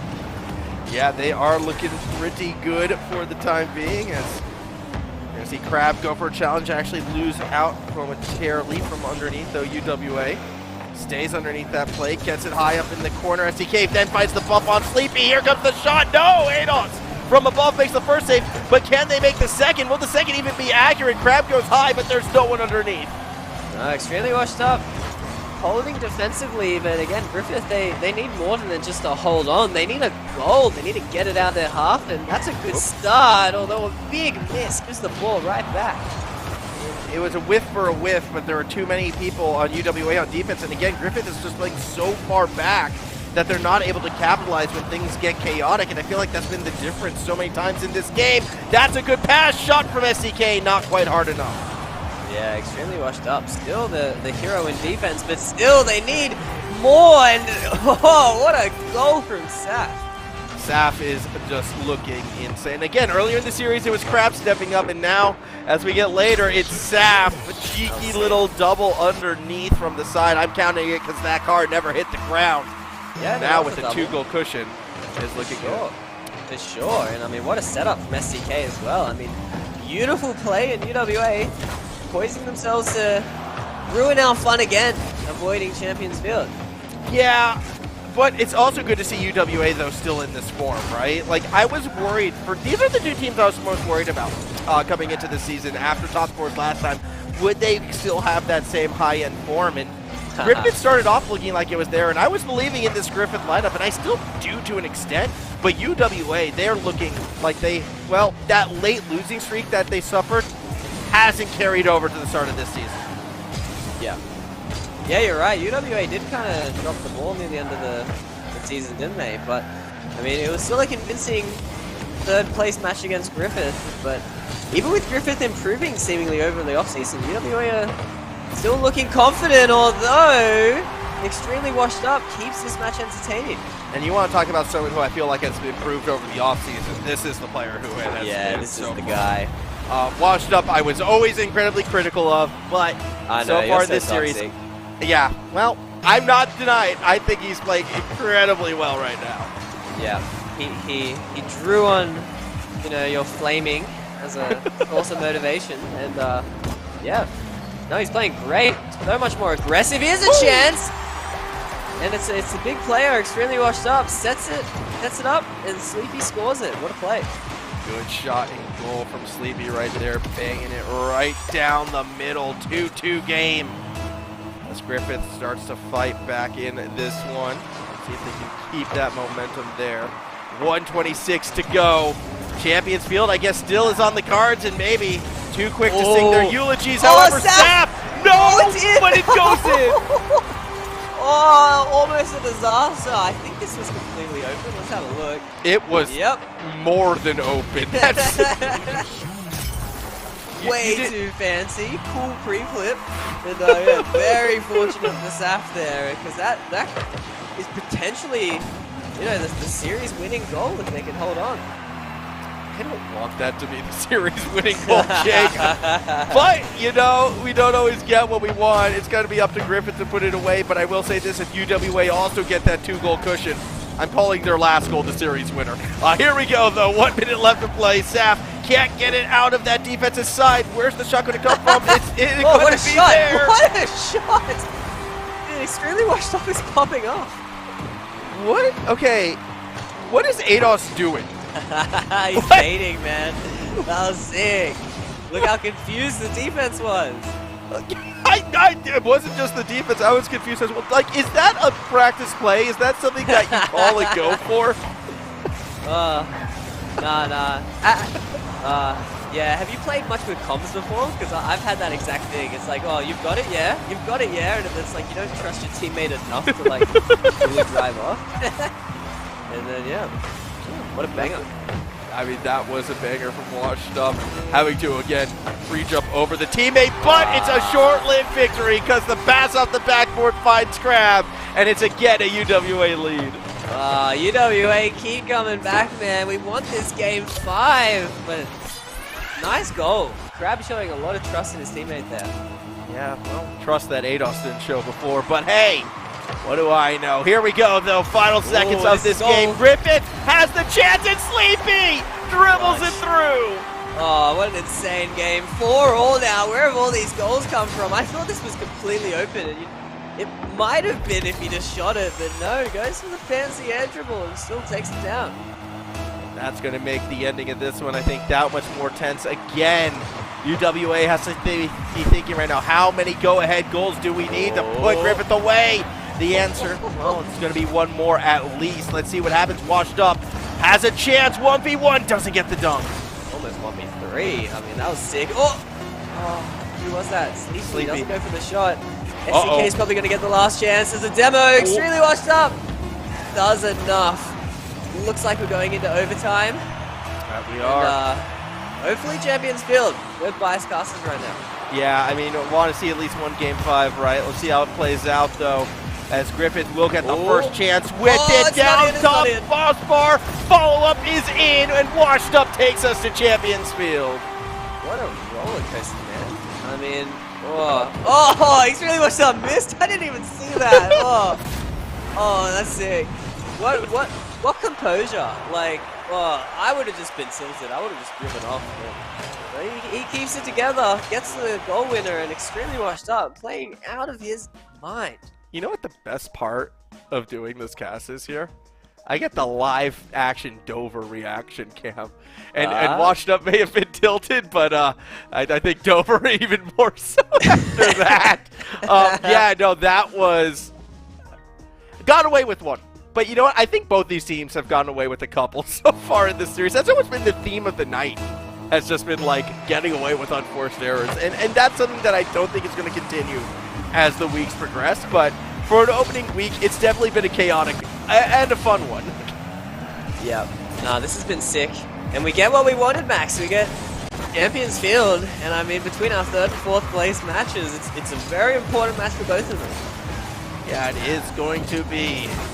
Again, when you look at the start of the season and you look at the teams who are close to each other, sort of on the ladder, those are the must-win games. So to be on Champions Field, it only makes sense. And it's UWA, so of course we're going to go to Champions Field. Like, that's the rule. You're so right. How do they keep ending up in this situation? I don't know. I think they had like 4 out of their 7 group stage games, something like that last season. Wound up like on match 5, which was tied for the most, if I'm not mistaken. With I don't remember. It might even have been like Houston, actually. Who they tied with. Either way, in front of the net, is not going to go in. Well, both teams in some sketchy situations in defense, but they survive. UWA still looking tough, though. Don't really have this ball under control, but Griffith unable to punish them. They will push them on the first attempt, but let's see what Sleepy can do back the other way. Ball in the middle of the field. Go too far with it. Instead, Crab's going to actually play this one back themselves. So it will lead to a Griffith possession, and sticking with it, Sleepy goes underneath Saf. That's a good setup. Here comes Washed Up. Has been money with these shots in the past. This time, the defense gets in the way and eventually finds the clear. A massive overcommit, though. Saf has all the field to work with. Misses the ball, though. Oh, it's too awkward. Too awkward. Awkward on this occasion, but still a couple more chances. SCK. That's enough to keep it up and above the net. Now across the box we go. Crab gets a free touch and uses it to bang it to the blue side of the field. Yeah, back and forth game here. Somehow, 2 minutes have flown by and we don't have a goal yet. That was dangerous, but still nothing. Yeah, I mean, they're playing this game 5 like in overtime right now. Both teams, they're content to send one player forward, but for the most part, people just staying back and allowing a lot of free clears. But now with the mistake, Saf almost dribbles it in. Yeah, Crab controlling the ball, trying to build some slower pressure, maybe slow the play down. It's been very back and forth, but look how awkward SCK is, but Ados, not his best dribble, kind of just went straight to him. Oh, what a touch though from SCK. That goes in if Sleepy doesn't kind of fade back to make the touch. Corner to corner we go. Someone's got to step up now on this UWA side. Is it going to be SCK? Will it be Crab? Will they let it go? Instead, it's going to be Sleepy trying to find the clear. Yeah, Saf now pushing forward. Past everyone. Still the ball just in the half. This has been lowest scoring game quite a bit for both these teams. Still no one able to break the deadlock. A miss from Saf underneath. Crab corner. Kind of looks that one roll. Instead, it will be Griffith who does collect. STK right now going for the dribble. Doesn't even need the reset. They're just going to go themselves. Doesn't find it on the first attempt, but now UWA will keep the pressure on. Ball eventually finds its way underneath everyone. That shot is in, and Kraft gets the go-ahead goal. He's always the player, man. When his team needs him, he finds these crazy goals out of nothing from the corner. Just what power to get past Eidos. I just was impressed with the angle and how it like floated in the net as well. Awkward situation, 1:44 still to go. Thinking about this right now, how would you set up penalty kicks as another goal goes in for Eidos? Yeah, penalty kicks in Rocket League. That'd be kind of sick. Hey, maybe like set pieces would be like a little better. I could go for that. Because I'm thinking there's a good chance right now this one's going to go to that Game 5 overtime, right? And then, like, you know, you play like 2-minute overtime and then penalty kicks or something. I don't know. I still got the World Cup on my brain, I guess. As SDK is going to take it underneath but won't find the goal. I don't know. I want the thrill of that Australia versus France penalty shootout again. Exactly. It just came to my mind again. I mean, look, Suncorp, similar to Champions Field. All right, they're similar. Similar stadiums. A minute left. You might be right. This might be going into Game 5 OT. I think that's where we're headed. It would be so fitting, but don't tell SCK that they're hunting for the shot. Not going to find it now. Yeah, that looks good. Griffin still not able to get the ball out of their half. UWA, it feels like they're circling. This chance is just coming closer and closer. They keep getting nearly there, but it's just not quite on the mark where it needs to be. Now Sleepy looking to cross it up. Finds SCK. Can't go too far with it. Washed up again. It's a pop-up, and they're underneath. Death! Oh, no! Oh, yes! I mean, wait, we can't be biased anymore. What is this? We already have our Game 5, but Griffin get the lead late into this game. I'm biased against misses, okay? I didn't cheer oh yes with you. I was still stuck in the oh no. But give credit to the goal. Sleepy comes up huge. It's a 2-1 lead, and Griffith, they're now 40 seconds away from getting their revenge. Wow, pressure is on. UWA have looked so good. Here's a chance for Crab. He sets it up for his teammate. Sash there pushing forward. UWA, pressure is going to be on in these final 20 seconds. But they can alleviate so much with the goal right here. Unfortunately, it's not meant to be, at least not straight away. Perhaps Sleepy can earn it. Saf instead plays that little bit of keep away. 13 seconds to go. UWA's got one chance left. Yeah, Crab circling. Sleepy, that's not a convincing clear. Ados is going to try and buy time. Yeah, not the most convincing air dribble either. Final chance for UWA. But it worked! But it's dropped. It worked perfectly. Griffith's taken in 5. How did that work? I don't know. It was UWA being too spread out, but Griffith, they get it done. And when you think about how that last goal was scored, Jake, it is fitting, is it not? It's the open net miss into the goal right after. And tonight has been the night where sloppy play has gone unpunished, and in situations like this, rewarded. Yeah, it's been a fun night, man. I mean, AEL does not disappoint. I always have so much fun watching. I mean, the games are crazy. The games are crazy, and tonight was a great welcome back. A couple of upsets, a couple of new names who are, in fact, actually old names. Well, some new ones as well, and, well, Griffith finally getting one over on UWA. That's what you want to see as we take a look at our matches in this one again. Macquarie started us off clean sweep. The only sweep we had today from the defending champs, but ANU, again, Ultimate Duck, is going to be a player I think we're going to want to watch out for. New South Wales beat RMIT. You know, two new lineups right there. New South Wales, the Open champs, showing us why. UON beats out a inconsistent USYD team, and then that last Game 5 banger. I mean, it was a fun night. It was sick. It was sick. What a way to close the night. Yeah, so many new players to watch. Yeah, Ultimate Duck certainly my rookie of the season to look out for. And yeah, it's been awesome. Would you consider Husey a rookie this season? No. Can Husey be called a rookie? Actually, no, I guess you're right. Look, he's an AEL rookie, but yeah. No, I haven't seen Ultimate Duck anywhere, so that was sick.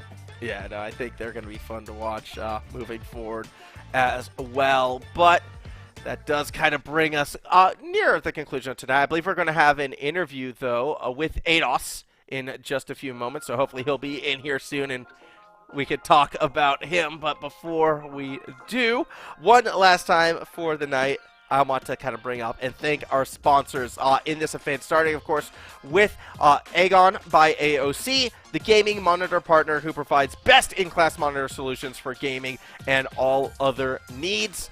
I mean, fantastic stuff. You want that crystal clear vision. You want to see every pixel perfect where it needs to be. I mean, take a look at AGONbyAOC. Also, Indomie, the noodle partner made with high-quality flour and selected ingredients and spices. A plate of Indomie McGoring will certainly brighten up your day. Try any one of the flavors available today from your local grocer or at indomie.com.au.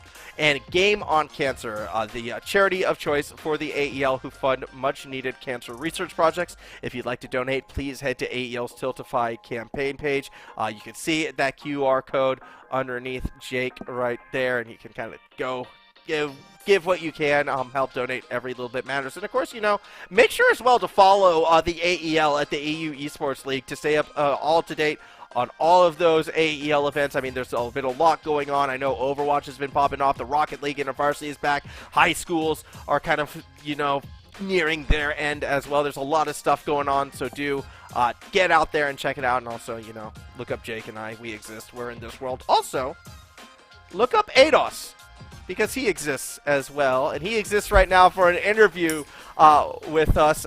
Congratulations on that win, ADOS. It has to feel good to get one over on the team that stole third place away from you last season. Yeah, it definitely feels good. We've known they're a pretty decent team for a while, and good to try to get revenge finally, and yeah, a good way to start the season for us. You guys been on the grind in the off season? Because you certainly looked pretty good out there. I think we separately grinded a little bit here and there. Took a little bit of a break after the season and just worked up on our individual mechanics and stuff. And I think we just chemistry really well together. So I think that helped us this game. Look, I don't mean to call you out too much, but I know for a fact you did play in other events, okay? I was there. I saw you playing in them. I can understand not wanting to talk about that finals, but I digress. I have to ask, though, what's going to make this season different than last? Because last time, 4th place finish, it was good. You got that top 4, but obviously you want to go that one step further. What are you feeling is going to be the case here?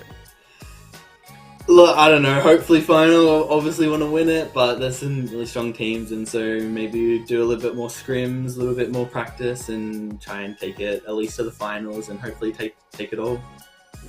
Have you guys made any strategy changes? Because I mean, like, Extremely Washed Up was popping off all series, and he was kind of stuck in the back as third man all last season. Yeah, so we went through a little bit of replays, and we tried to like find bumps. We were trying to focus on. The other team was very dominant on bumps, and we started getting into that in the next following games, and just double commits. We realized as well. So we're just calling out every single challenge. We went for it. So yeah, just keeping the communication up and just trying to play the best Rocket League, I guess. Alright, we got our admins pointed out there's a question in chat about Sizzler's ribs. I imagine you know what this guy's talking about. I don't. He might be referring to I had my birthday dinner today. Happy birthday! Thanks. Happy birthday! Yeah, I had a big fish bowl, so I had like 6 standard drinks, and only just made it in time for the tournament. So. Whoa! Not to flex. That's a secret. That's a secret. So well? Yeah, good idea. I'll do that next day. I don't want to call out other uni teams, but all I would say is that that's probably not the first team that has taken that approach and found success with it. Look, I think less said about that. Happy birthday. We'll stick with that one. One last question, though, before we send it off. Is there any other team within this Elite Series that you particularly want to play and beat and get revenge against? Not in particular. I think any team that we played last season we want to beat, that we lost to in the 1st and 2nd place, but the rest we beat. So any new faces as well, we're happy to challenge, but yeah, get some more revenge. All right, well, go celebrate the rest of your birthday, man. Don't let us keep you. Congratulations. I'm glad you got a birthday victory. What is it? Yeah, thank you. On that note, Jake, it is time for us to kind of say goodnight for this one. That interview went in a direction I wasn't ready for, but that's why you gotta love the Uni League, man. That was sick. Thank you to the random person in chat. That was a good thing. Good there. shout. I'm assuming they were at that birthday dinner. Look, let's take a look at the standings one last time before we sign off. After 1 week of play, it's not the most dynamic. You're either 1-0 or you're 0-1. But the big kind of standout for me is UWA falling that 1 game short. I could see that hurting them in the future. Yeah, we'll have to see. If UON comes back stronger as well. We know Macquarie and UNSW. I don't see a world they don't make top 4. So UWA's got to get some wins to make up for tonight. Yeah, same with ANU. I think those 2 teams are going to be up there fighting with the likes of Griffith and with UON as the season does progress. But that's neither here nor there. What I do know is, well, we do have to kind of call it for tonight.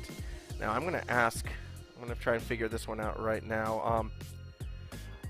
Who is? It was Sleepy, by the way, who was asking about the Sizzler Rib, so it was a teammate. They were aware. Nice, all right, nice. That was some teammate sabotage right there. that's important to know. He knew he was driving intoxicated out there on the field. Yeah, well, there you have it. Hey, don't do that. All right, that's a no thing to do. But we will be back next week regardless. So we're going to be back next week for more of this AEL Elite Series. Again, thank you so much for joining. Thank you to all the teams and all the sponsors. And, well, we'll see you again next week. So stick around, and we'll have more fun 1 week's time.